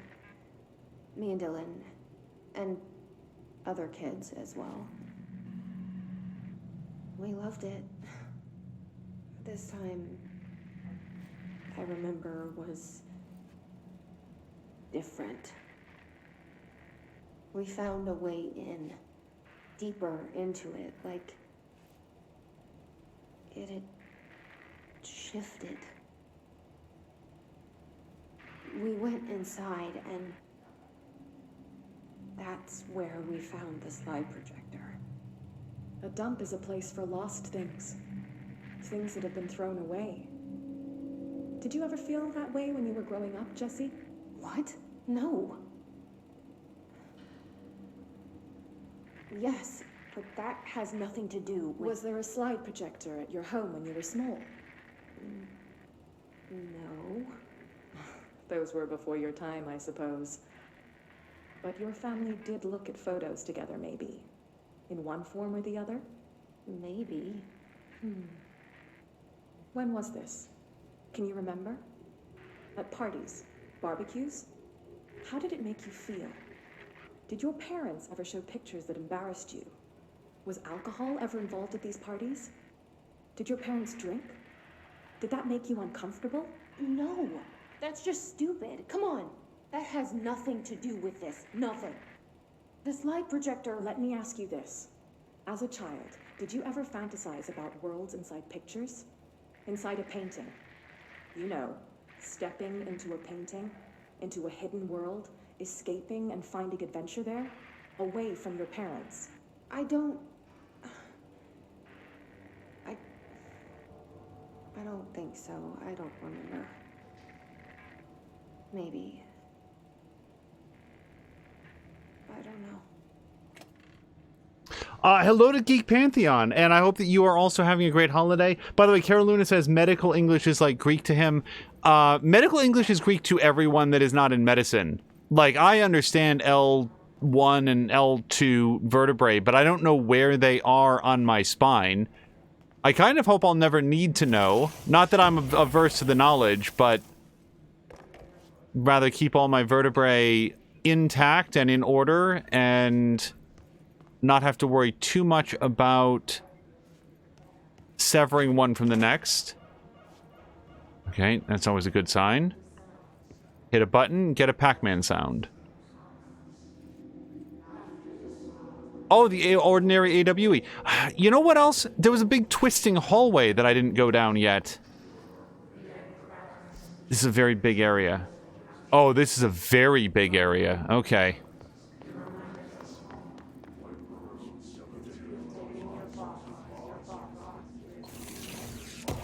So Devin is saying that his phone's about to die. Shield efficiency, that's nice. and he's by his grandparents, but extremely happy he got to be here on Christmas and see you guys later.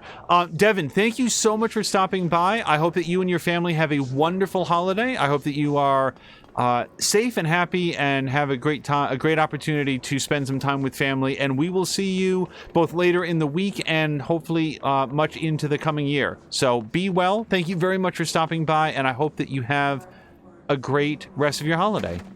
So I'm gonna go look down here, I think. Yeah, it doesn't look like this goes forever.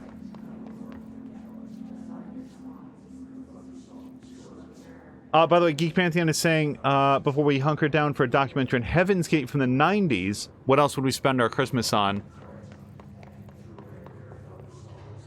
I'm not sure that I know the story of Heaven's Gate. Sorry, it makes me slightly motion sick, this room.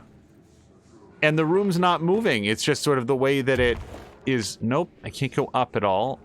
Hold on. Alright, anything in here? So, working theories, and as always, please nobody confirm or deny. I don't really want to go and do hiss nodes right now. I mean, I kind of want them for whatever crafting materials I'm going to get. Boy, I have no idea how this place is put together yet. What if one of the doorways that the slide projector opened up into was a world where, like, in our world, Jesse, it was either Jesse or Dylan. Hold on. Bright Falls supplement. Isn't that where Alan Wake hung out? Alice Wake, Mr. Wake's wife, was found during the Bureau investigation. She was interviewed and evaluated. She showed signs of severe mental trauma in the form of blank memory loss. She was later directed to treatment. It was concluded that she had been trapped in the threshold during its manifestation. Notable individuals still missing after Bright Falls event are FBI Special Agent Robert Nightingale and Dr. Emil Hartman. This isn't a reference. This is a straight up, like, sequel or summation. Refer to the Creator's Dilemma and file... Right, that was the book that the psychologist wrote, wasn't it? Bureau researchers believe this event was the result of a forceful perception of subjective reality stemming from Mr. Wake, overlapping on our own. Wake had been flagged as a potential para-utilitarian. See Prime Candidate Program file for more details. In 2011, a book by Clay Stewart titled The Alan Wake Files was published by Roundabout Press, New York and Olympia. Agents interviewed Clay Stewart and suspected minor para-utilitarian sensitivity. He is placed under indefinite surveillance. Notes, a monitoring station was established at Cauldron Lake to alert the Bureau of any future activity. Also, hold on, there's something in here. Multimedia. Okay, that's the thing that we just listened to. Sorry.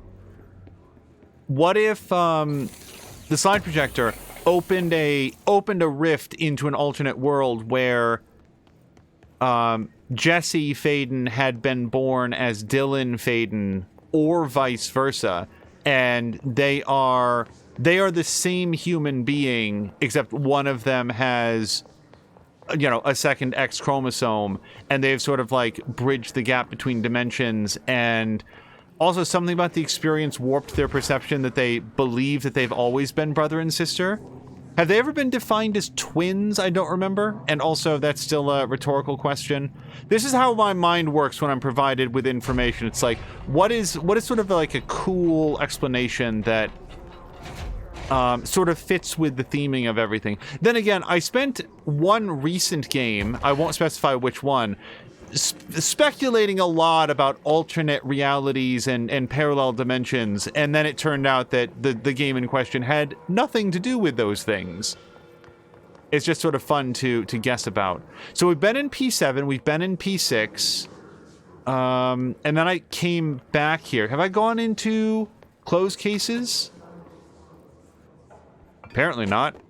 Or I didn't check it very carefully. More about Bright Falls. So that was AWE 35.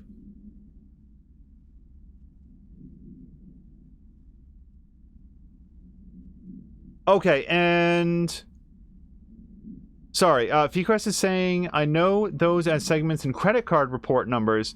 When we convert, we need to change the L1 segment to indicate a reporting change. Keith Pantan is saying of Heaven's Gate is the largest mass suicide in U.S. history. Cult thought that they were transporting into the Hale Bopp comet. Now that you mention that by like that, those extra details, that I did certainly hear about and am at least somewhat familiar with.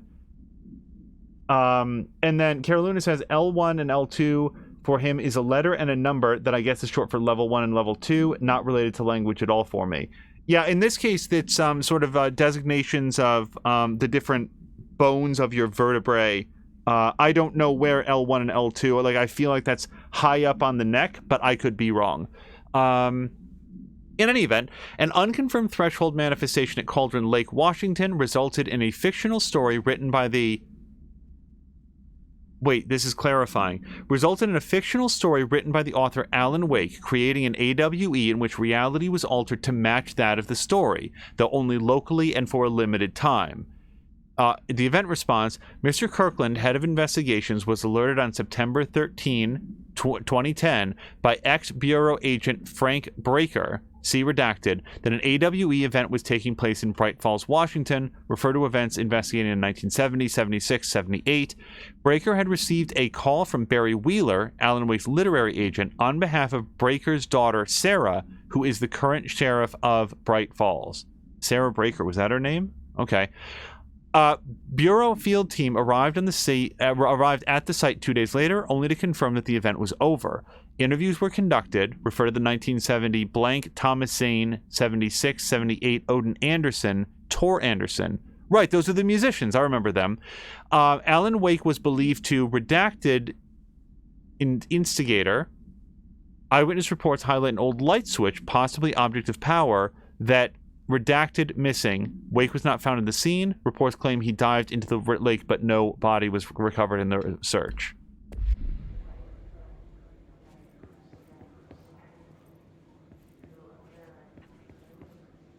I wonder if, Feecrest, because you're here, I wonder how you feel about this taking place explicitly in the same universe as Alan Wake, which I think is pretty cool.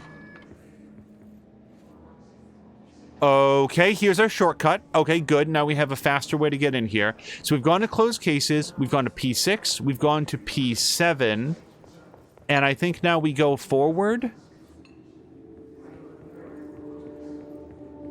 They studied what happened in Ordinary here. That's the place to start looking. Okay, also, I at some point changed the goal to synchronicity, which doesn't appear to be anywhere here, or at least not that I've found so far. I'm gonna change my mission back to this until we... Jeez, I got some big quests. Okay. Oh, wait. Hold on. Jesse learns of a secured altered item chamber in the Synchronicity Lab. Okay, well, I don't know. I can't see that part of the map, so we will disregard it for now. But maybe after the next story beat, we'll endeavor to...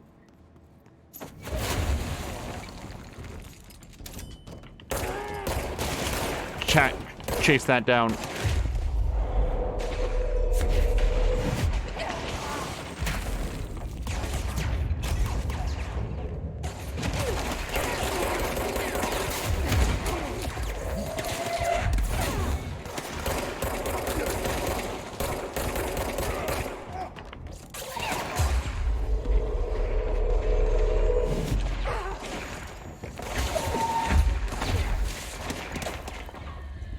Not sure how hard this cardboard box is gonna hit, but...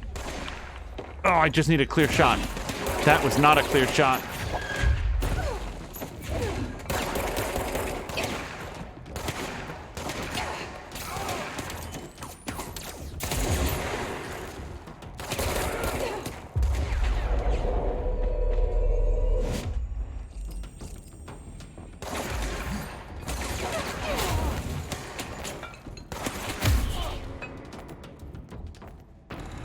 Okay, that got all my lives back, so I'm feeling better about it. I see your creepy teeth delivery and raised you a dead dog. Yeah, like a straight-up deceased dog. Had a collar on and everything. It had been rotting in that box since they packed it up. Go ahead and imagine how that smelled. So don't go whining to me. I wish I got to watch a parade of human teeth. Oh my god! Hold on a sec. Jesus Christ. Club, thank you so much. Wow. Club just gifted 5 Tier 1 subs to Fee, Doc Limitless, Brian, Rickety Artist, and Danny Mac 1212. Thank you so much, Club. And this is as good a time as any to remark that we have new emotes that are ready to go. So there will be a lot of, well, there'll be some new emotes for people to interact with. And Club, sorry, Fee very, very much likes the way that it ties into Alan Wake. Club, thank you so much.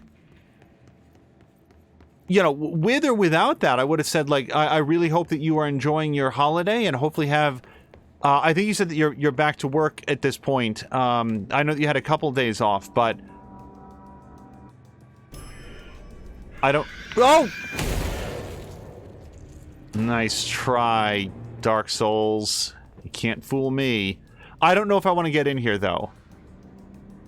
This looks like it'll take me down to Transit Corridor South, and I don't know if I want to go there yet. So, let's pencil that in. But yeah, man, for real, thank you very, very much. Had to work Christmas Eve and Christmas, so hopefully you are off now. It'd be nice to be able to have some time off, whether or not you can see family, at least some time to, you know, hopefully relax and decompress.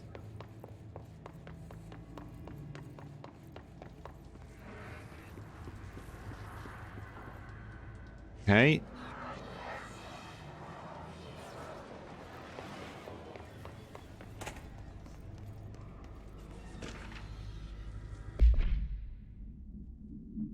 Okay, so this is from Willow Ave. Is this an ordinary? A hollow sphere, stone-like material, vitrified soil. So here's a fun fact. No idea what vitrified means. I don't know if that's a thing. Various pieces of various sizes and colors, an animal carcass, possibly canine, rusted metal bucket, leather wallet, aged shotgun cartridge. All materials go to the investigation sector for further analysis. Vitrified.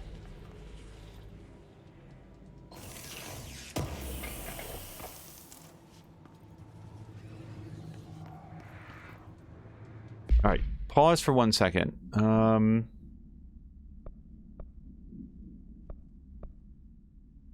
Actually, I'm pretty happy with that current selection of upgrades.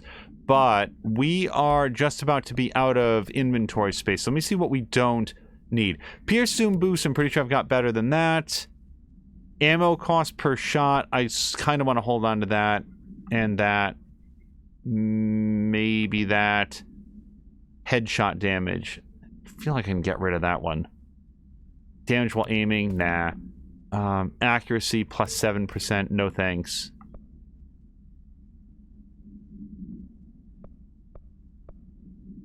What do I have on my Pierce right now? Pierce Zoom Boost plus 17%. Am I getting any mileage out of that? I feel like I should swap it out for something else. Also, oh my god, I've had a second mod slot here and it's been empty the whole time, so yay me. Damage plus 48%, that sounds promising. Rate of fire plus 24%, but does that really apply or does it just make it charge up faster? Let me see if that makes it charge up faster, because that would be great if it does. Also, I'm pressing all the wrong button. And it kind of feels the same. Let me just take it out. Yeah, that feels exactly the same to me. So I don't think a rate of fire is going to do it for us. Headshot damage plus 68%. I wouldn't say no to that. Yeah, okay, let's axe that one. And I'm going to go with damage against enemy armor. Because usually when I'm seeing a guy with armor, I'm using Pierce to, like, try to get through it. Okay, and Club is saying that he's got the whole weekend off now. Good. take any opportunity to rest and relax, because especially with what you're doing, it's super important.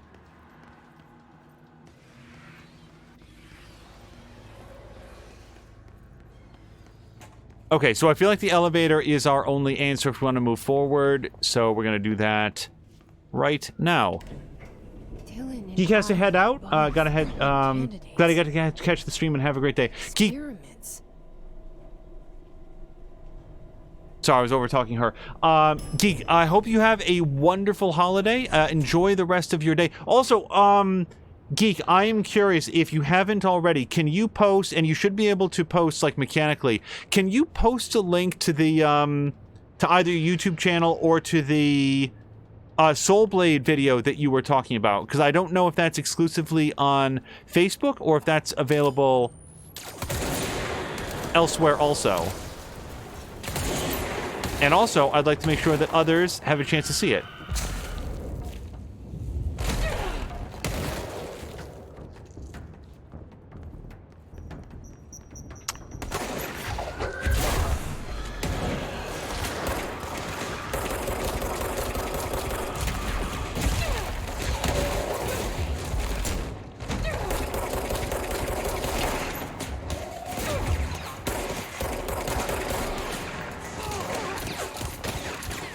Oh, just anything then, man.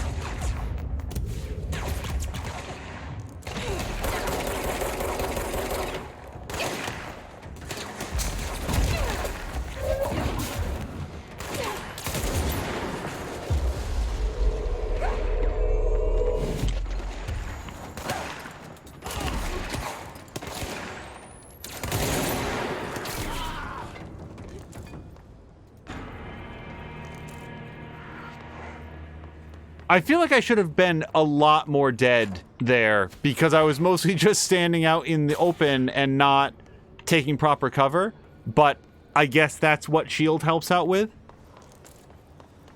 Oh my god, our first Mia of the stream. Check this out, everybody. Geek, thank you so much for the link. For anybody who's curious about the link that Geek Pantheon just posted in, it's to a YouTube video that he did about the relatively recently released Tasha's Cauldron of Everything class for D&D 5th edition that has... Of course we are. It started there, and it's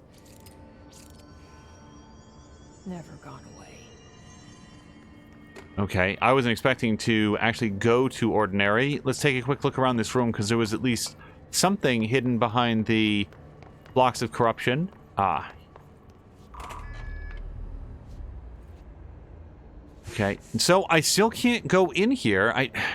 Sorry, so many thoughts. I am very much looking forward to checking out Geek Pantheon's video about the Soulblade. That is the link that was just posted into chat. Number two, this is a room filled with mold. If I go into it, it causes me a lot of damage. I cannot shield myself past it. And apparently, like, my belief, and I could be wrong, is that if I collect mold samples, I will eventually be able to go into these areas. The trouble is, I don't know where to find the mold samples. Now, sometimes this happens in games.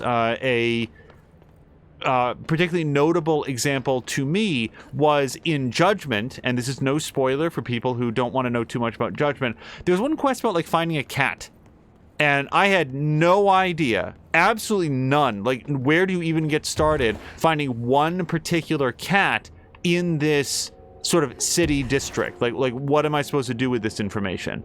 And I was like, you know, how am I supposed to handle this? Sorry, 1 second.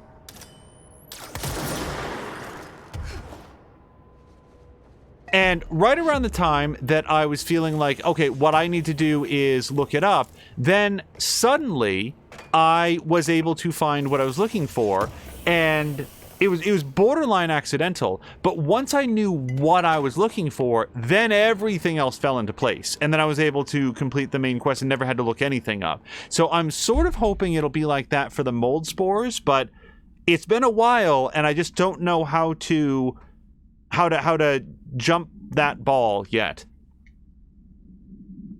The page was discovered in an instance of the Ocean View motel and casino that was linked to the investigation sector. The page had been pushed into the motel's corridor from under the door with the symbol of a spiral. Then there's a redaction. Text transcribed from the item. For 10 years, I've tried to write my escape, only sinking deeper. I used to know where the fiction ends and reality begins. Here they are the same. It's a hideous trap, my every thought made real. Fear, desire. How can I ever know for sure I've escaped and not just lost in my own fantasy of it? That thought alone can drive you mad. Oh, I should have done my Alan Wake impression for this. The identifiable words in the scratched out portion: falls, bright falls, haunting, wake, Alan Wake, light switch, ocean, too late, and the final sentence, you've been warned.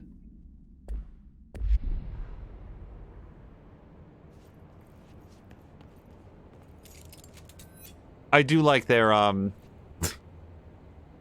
vending machine. Feecrest, they do not in fact have grape. And if they did, it would be a bland white thing that was just named grape. Alright, I'm gonna take another look around this room. But yeah, one thing that I like, and I mentioned this before, but I like videos that sort of take complicated topics like Dungeons and Dragons classes or Civilization 6 civilizations and say, okay, here's how these mechanics are. Here's like a potential way that they all dovetail together.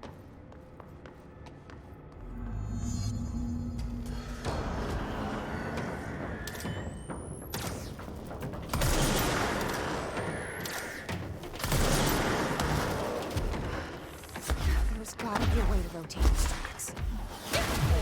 Maybe there's a control panel nearby.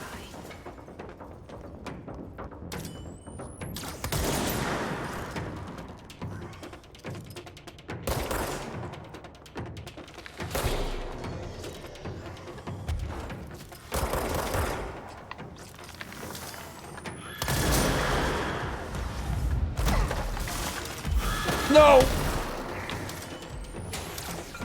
I really want that chair guy dead. Okay.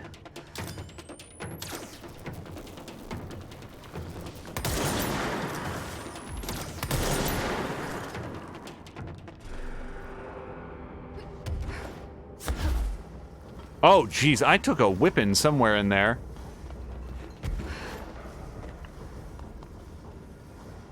Yeah, there was an episode of Sliders. Everybody remembers Sliders with Jerry O'Connell, and then Kari Wurr was in there. And you know who else was in Sliders? Sorry, I'm already off the topic that I meant to bring up. But Clevant Derricks, and I might be mispronouncing his name. I really liked Clevant Derricks, and I've never seen him in anything else, not before or after. Why? Like, sorry, it's just one of those things where it's gonna be just like,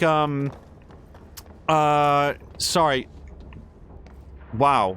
So many thoughts all in my head all at the same time. When I made one offhand comment about, Elliot Page, and then it turns out that Elliot Page has been... There's gotta be a way to rotate. Wait, what? Okay.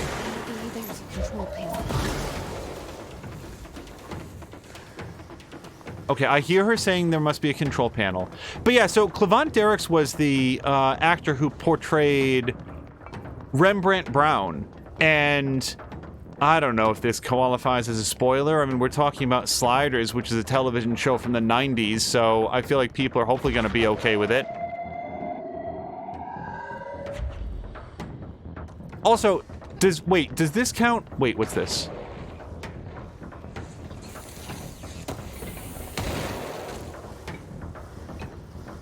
Now, Clevant Derricks may have gone on to have a hugely successful acting career.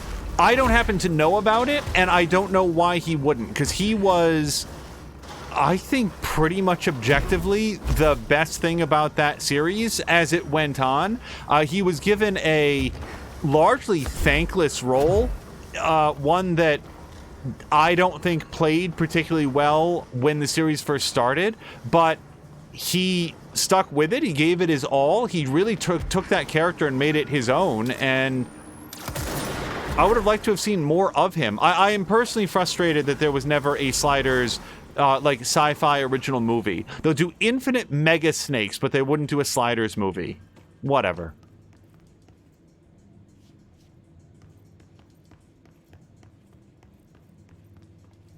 Anyway, there was an episode of Sliders in which they went to a universe where, like, arguably the main character at that point, Quinn Mallory, he encountered himself if he had been born as a woman. And so that's one of the things that's always struck me when, like, visiting parallel universes. Like, it's just a little twist of chromosomes, and suddenly you're born as a different gender. Sometimes I'm not. I might be using the wrong terminology there, but wrong sex, a different sex. Anyway, guess who just had to inspect an inbound delivery of like 100 teensy tiny little boxes? Me, that's who. And you know what was inside of each one? A single human tooth. Fucking gross. All right, so this will presumably rotate that.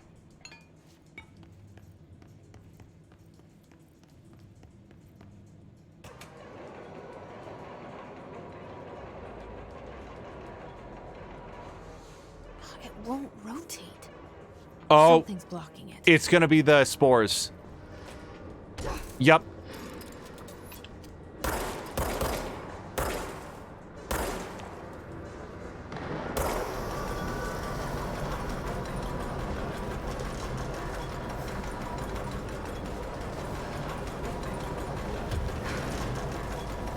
Oh, reach up. Jesse, reach up with your hands. There you go.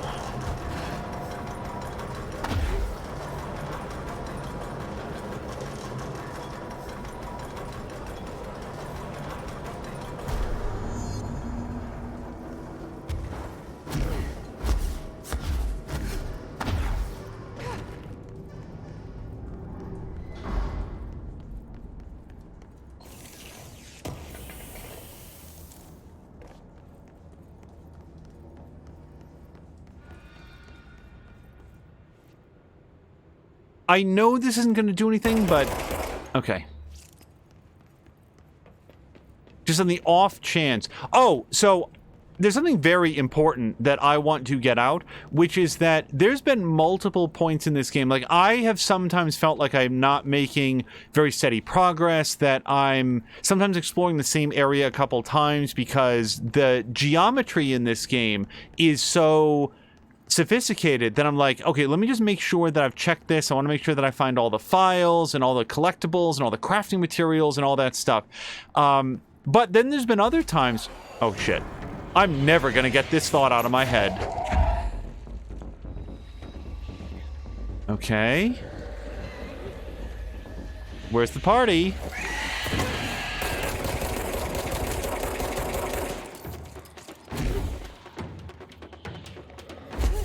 So these are Invisio guys.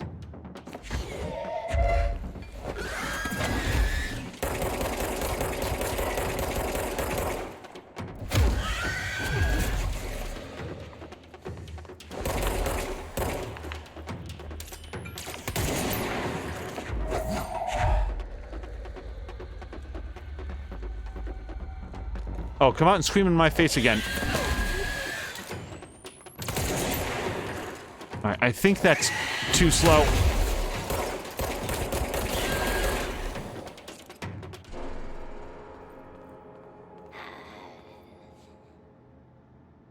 What the fuck was that?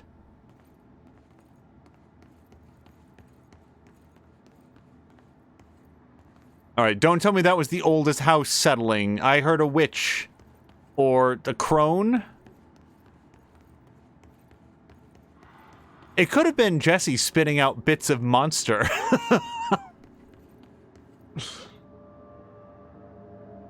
Driana's saying, can they tell a secret in this area? Sure.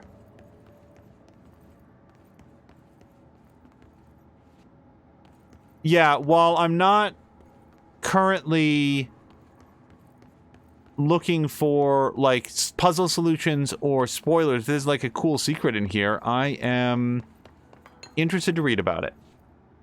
Go back upstairs, okay?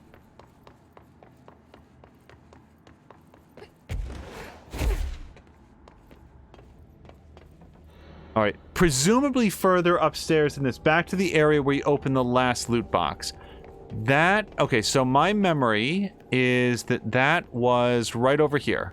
So here is the last loot box.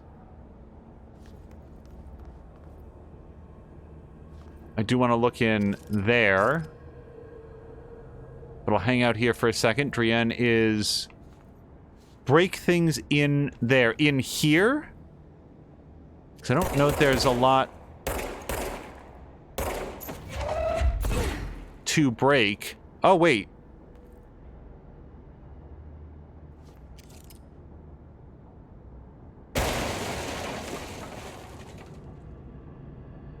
All right. I really like the way things in this game come apart. Melee.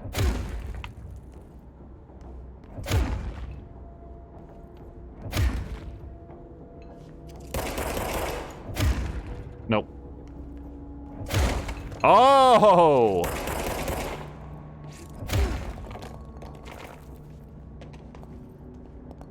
I was in no danger of finding this, that's for damn sure. This is the poster that she talked about at the beginning. Also, it was Shawshank Redemption. I don't know that I ever said that, but she made reference to the prison movie, and it seems pretty clear that she was talking about Shawshank.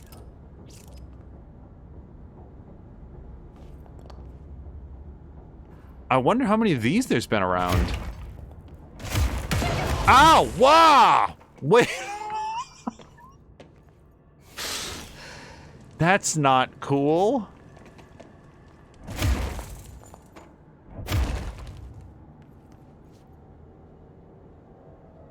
Alright, I think I found whatever was in here.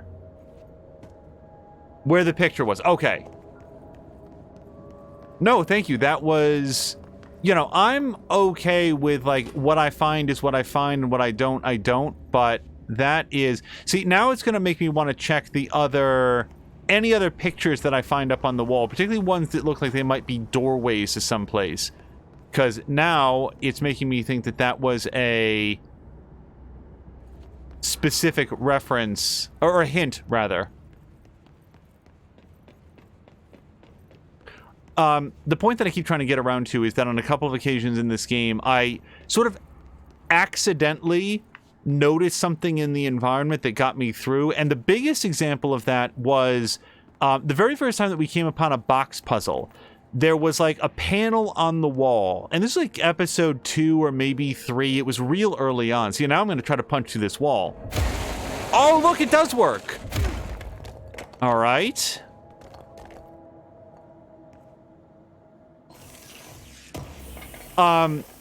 And I cannot explain why the panel on the wall caught my eye, but I went up to it, I shot at it, I was like, I don't, like, this looks like a thing. And then when I found the cube nearby, it was like, oh, that cube is about the same size, this seems relevant, and I threw the cube at the panel, and that opened up the door. And I cannot possibly overstress how, like, fortunate that was, because if I didn't sort of like key in on that, maybe Jesse has an explainer line or something like that, but I could have been stuck there for an hour trying to figure out, like, I've got these cubes, because there was no previous thing in the game that explained that. And this is why I bristle at the idea that, like, when I'll talk to Mia or others about, like, quote-unquote being good at games, sometimes you're just fucking lucky. You just got lucky. And I just got lucky right there. And that happened at least one other time when I was like, oh, I accidentally stumbled on the solution immediately when I could have gotten really, really stuck. Oh, hello to Rickety. Yeah, so, Drienne, here's how I would classify the tip that you just provided. That is similar to when we advised Mia, when she started playing Dead Space, stomp on the corpses. Like that right there. And you can look at it now and say, oh, it's flashing or whatever, but, like, I don't know. I put this together by accident.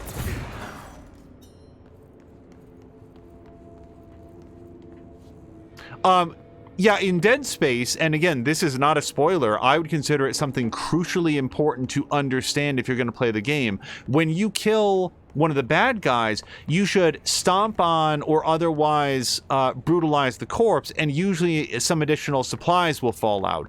If you don't know to do that, the game will be significantly harder. And what's more is, I can't think of anything in the game that ever actually tells you that.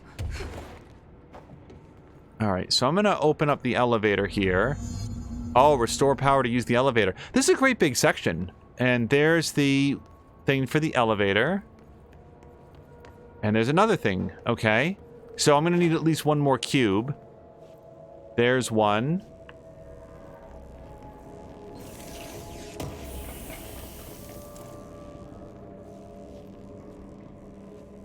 Yeah, Rickety, I hope that you're having a great holiday. I hope that you had a chance to spend some time with either friends or family, even if it was remote. And I hope everybody's going to be safe and healthy, and that you guys will be having a great New Year. Gosh, we just watched Rickety play something very recently, and I'm trying to remember what it... So I'm just making sure I don't get crushed by something riding on the tracks. Okay, so...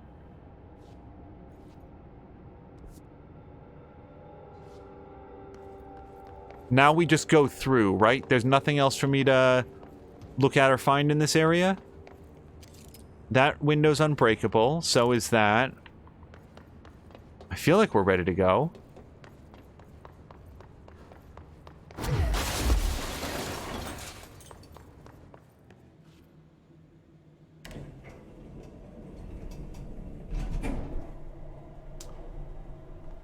Rickety did and is just trying to figure out how to get audio from the capture card. Search for the slide projector object of power.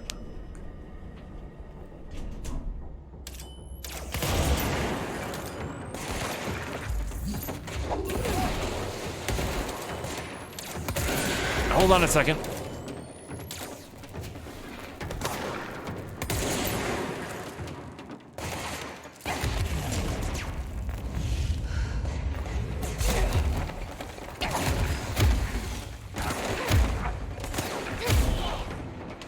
Oh god, I need all of the blue.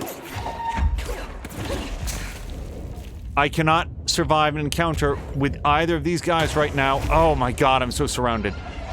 Oh, I don't want to die here. How do I get out?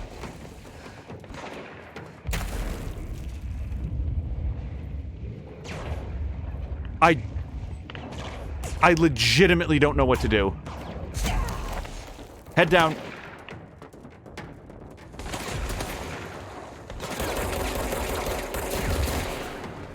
Head down. Okay.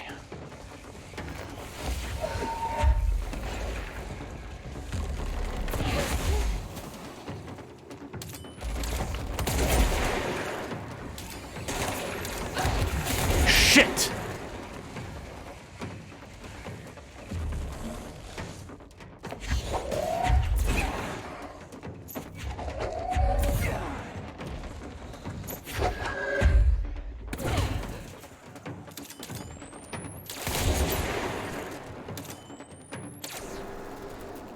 Oh my god, is that it? Oh god.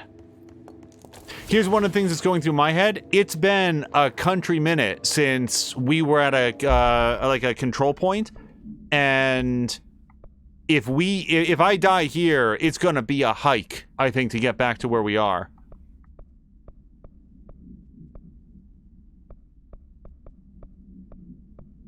Okay, launch energy cost negative 13%. I gotta look at these. I gotta see. Okay, that's definitely not gonna be it. So, what do I have currently? Health energy plus 39%. Crap.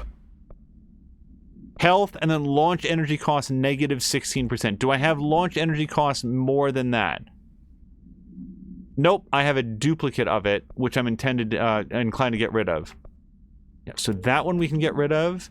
That one we can get rid of. Evade, -15 or -13, we'll get rid of that one. Get rid of that one. Shield strength plus 44% seems real good. Alright, we're gonna kill that one. That one. That one. Get rid of that one. Alright, and do I need to get rid of any weapon mods? Yes, I do. Inventory management is not my favorite point in a lot of games. I'm just going to dump that one. 5% is not a lot. Reload speed plus 14%. I won't get rid of that one, that's for sure. That's not as good as the later one that I have. Projectile speed plus 34%. Charge velocity boost. Projectile speed. It travels instantaneously, so the only thing I can think of is that would make it charge faster? That... Oh, no, I'm sorry. That's not, Pierce. That's the grenade thing. Yeah, I'm never going to use that. Okay, accuracy plus 16%. I'll tell you what, I'm not going to put that into anything. Recoil is not really a thing, I don't think, for me. On that weapon. Alright, that's good enough for now. So, Rickety, on the topic of getting sound from a capture card... Boy, I'm trying to think of even what to start looking at. So, first of all, if you are connecting to the capture card through HDMI, then in the device that you're exporting from, make sure that the sound is going to HDMI. Sometimes if it sees headphones or like a controller attached, it might be splitting some of the audio off to that, and that can yield weird results. Once you know that the audio is going out to HDMI, the second thing that I would do is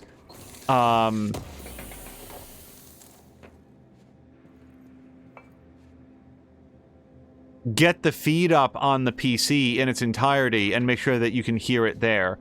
But I'm spitballing here. I'm just sort of thinking out loud. Alternate examination request, airplane wreckage. The airplane in question has been brought in from a private airfield located in the town of Blank, Cincinnati.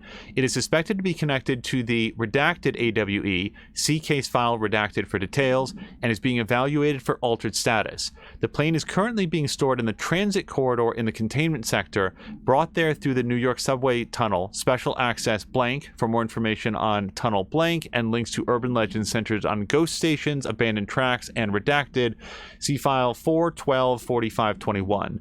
The plane's black box is currently being evaluated for redacted, and initial readings have been taken by a research team, though no altered status has yet been determined. Oh, just airplane doesn't seem to be directly relevant to any other thing that we know about.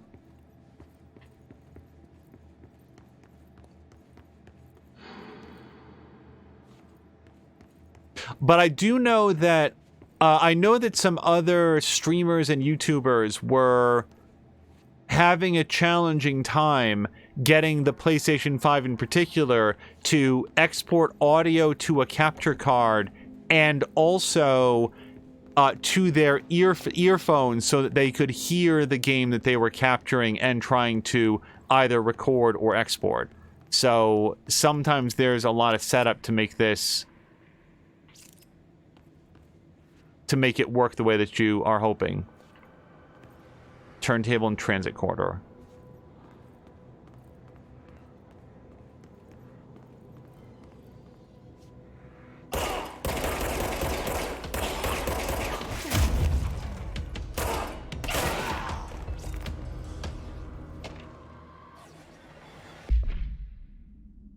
The first line was a room with dirty wallpaper and dolls on a shelf. There were lots of dolls. DF is Dylan Faden, interview 2002.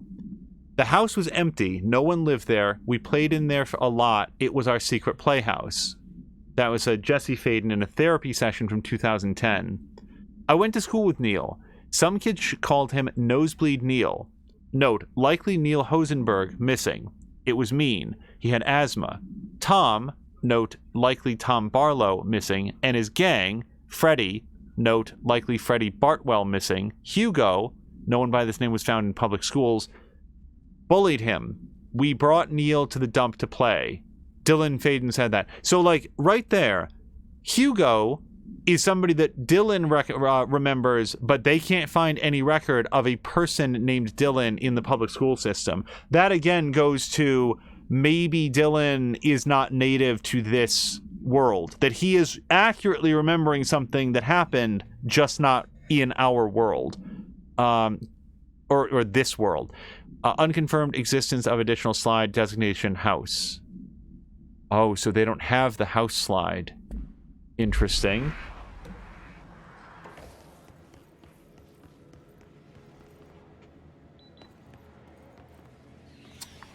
There must be some way to get this door open, and I would guess that it's in here. Ah, there we go.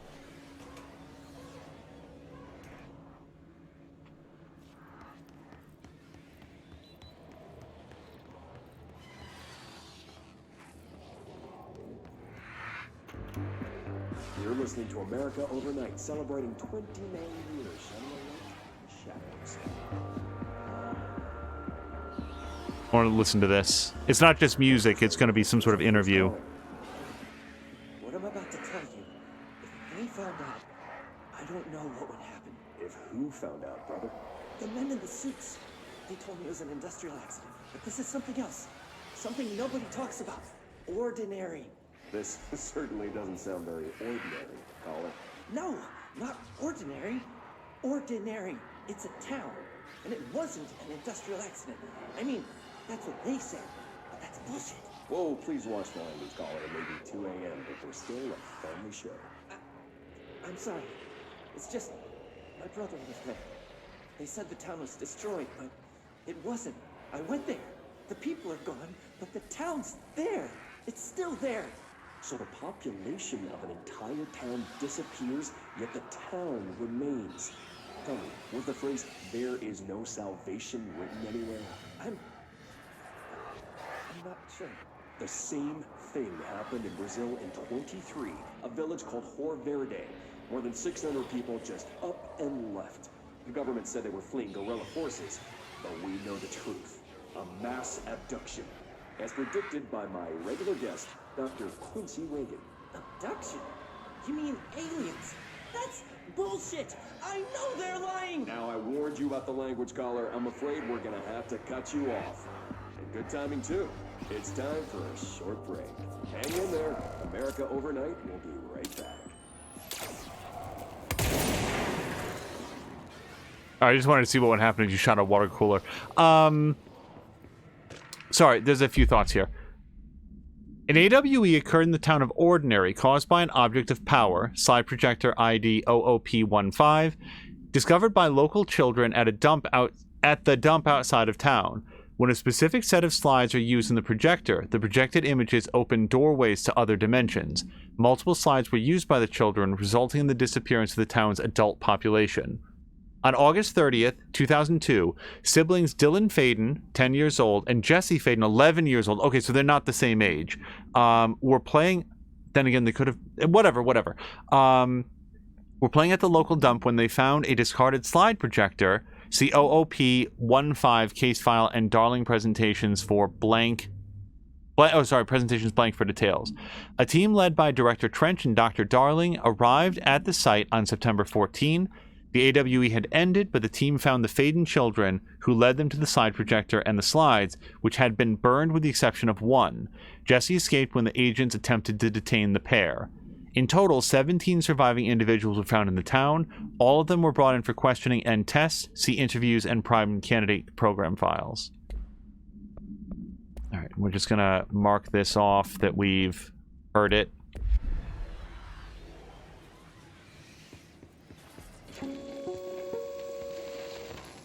There is a curious correlation with the yet unknowable forces intruding upon our world, in the form of altered world events.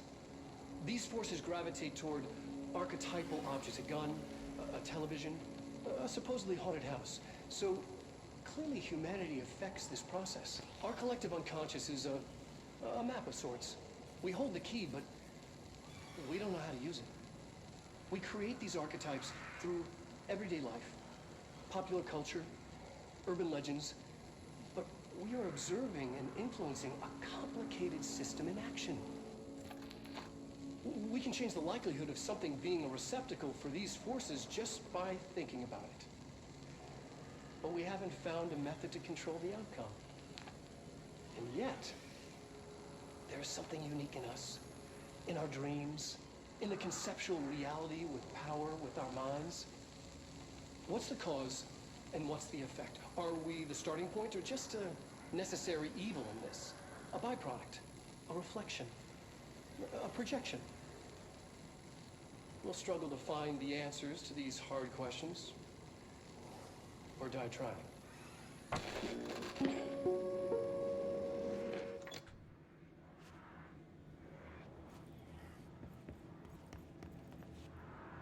I am looking forward, after I completely finish the game, I want to see if there's some sort of making of documentary or something. I'm specifically curious about the creation of those scenes.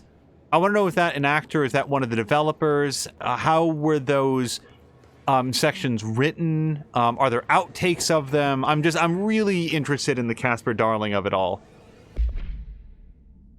After what happened at school to Mrs. Chester, we started spying on Tom and saw where they took the projector. Dylan Faden, 2002. Tom and his troglodytes were using the Sled Hill Cave as their headquarters. That's where the projector was. They'd been using the temple slide. We called it that, but it was really a broken concrete thing, like a warehouse or a bomb shelter or something.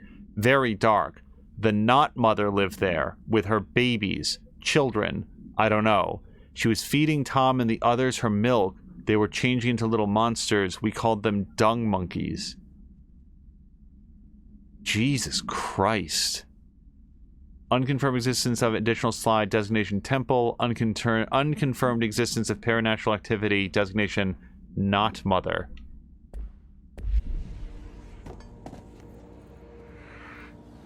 Jesus Christ.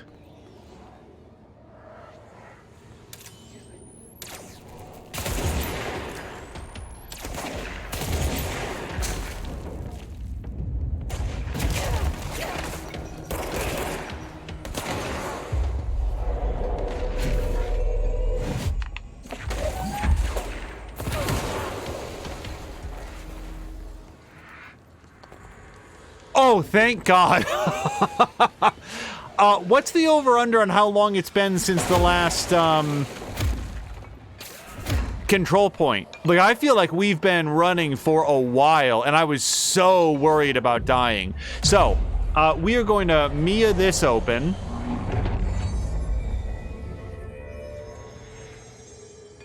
And that is hopefully awesome time. If Feecrest is here, Drienne, Caroluna, Rickety, if anybody can check for us to see if Mia is live, I would love to toss over to her. If she is still sort of getting some stuff ready, we have a few minutes that we can use to hopefully do some stuff. Let's go to abilities. I've got 1 ability point, so I don't think I'm going to spend it on anything. You know what? I'm going to add 10% to levitation duration. I will take that one. All right, and then the board countermeasures. We finished this one a while ago. Let's collect that reward. We got a remote thought. Kill enemies in surge mode. I don't know what that is. Using shatter, kill enemies in containment sector. Sure, I'll put that in. Kira Luna says that she's not live yet. Thank you very much for checking. And there might be lateness. You know, it's Christmas. If we cannot toss to her, then we will adjust accordingly. But the other thing, okay, I can do some upgrades. So I think so, and we might be able to do multiple upgrades. I don't know yet, but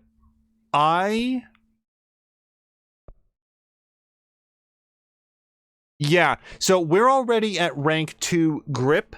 I think I'm going to upgrade shatter. Yeah. And if I can do grip after that, then we will look into that. Nope, I just spent all of my remote thoughts. And here I don't have any corrupted samples. Oh, and I can do shatter again. I just need a very small amount more source. Or charge. But of the two, I would do shatter. Okay. I'm on board for that. Wait a second. Let's go to this. Let's go to grip. Let's swap it out for shatter. And so we've got projectile spread -18. That's nice. Now, how do I complement that? Projectiles fired +7. Probably that one. That's going to make it significantly more potent, I would think. Also here under collectibles, it's exactly what we just saw. There is a curious correlation with the yet unknowable forces intruding upon our world, in the form of altered world events. These forces gravitate toward archetypal objects, a gun, a television, a supposedly haunted house. So clearly humanity affects this process. Our collective unconscious is a map of sorts. We hold the key, but we don't know how to use it. We create these archetypes through everyday life, popular culture, urban legends, but we are observing and influencing a complicated system in action. We can change the likelihood of something being a receptacle for these forces just by thinking about it. Sometimes there's additional information in these. Found a method to control the outcome. And yet, there's something unique in us, in our dreams, in the conceptual reality with power, with our minds. What's the cause and what's the effect? Are we the starting point or just a necessary evil in this? A byproduct, a reflection, a projection? We'll struggle to find the answers to these hard questions, or die trying. Oh, that one I think might have had absolutely no additional information because that all seemed very familiar. And so, let's see. Other things that I wanted to do here. We are... Wait, where's this... Son of a bitch. Okay, so we are ordinary AWE. Another thing that I'd love to go back and do, I want to go all the way back to Central Executive because there is one point on the map where we can do the other thing that I wanted to see. Much earlier in this episode, we got our very first alternate outfit, and I want to see what it looks like. So we're going to go here, and outfits. Oh, fuck off. I'm not wearing that. I mean, it makes sense. Like, I'm not, like, mad at it, but I'm not going to wear... Like, this is great for hanging around in the house, right? But I'm not going to go fight monsters in that. They're not going to take me seriously. I don't wear street clothes for that.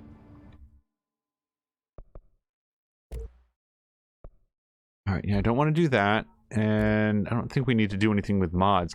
I wonder what even you would come in here to do. Like mods are falling out of my ears. I have way more mods than I... can spend. I don't know why I would try to buy more, but okay, let's go back to, well, stop for 1 second. Let me look under missions. Nope, no. So if I select this, does this show me anything on the map? Cleanse contain the moving letters. Oh, it does say where they are. Okay, and now Mia is live. That's fantastic timing. I couldn't have asked for better. Cara Luna, thank you so much for the heads up. We're going to go back to the ordinary AWE, and then what we're going to do is let that be our save point, and then we're going to toss over to twitch.tv/morethanamia, where she will be starting a brand new game. On the way out, I really want to thank... I want to thank, I want to sort of get a move on here. Let me just touch this. And then we're going to exit out, quit to menu. Above and beyond anything else, we're recording this on sort of like Christmas evening, the day after Christmas Eve.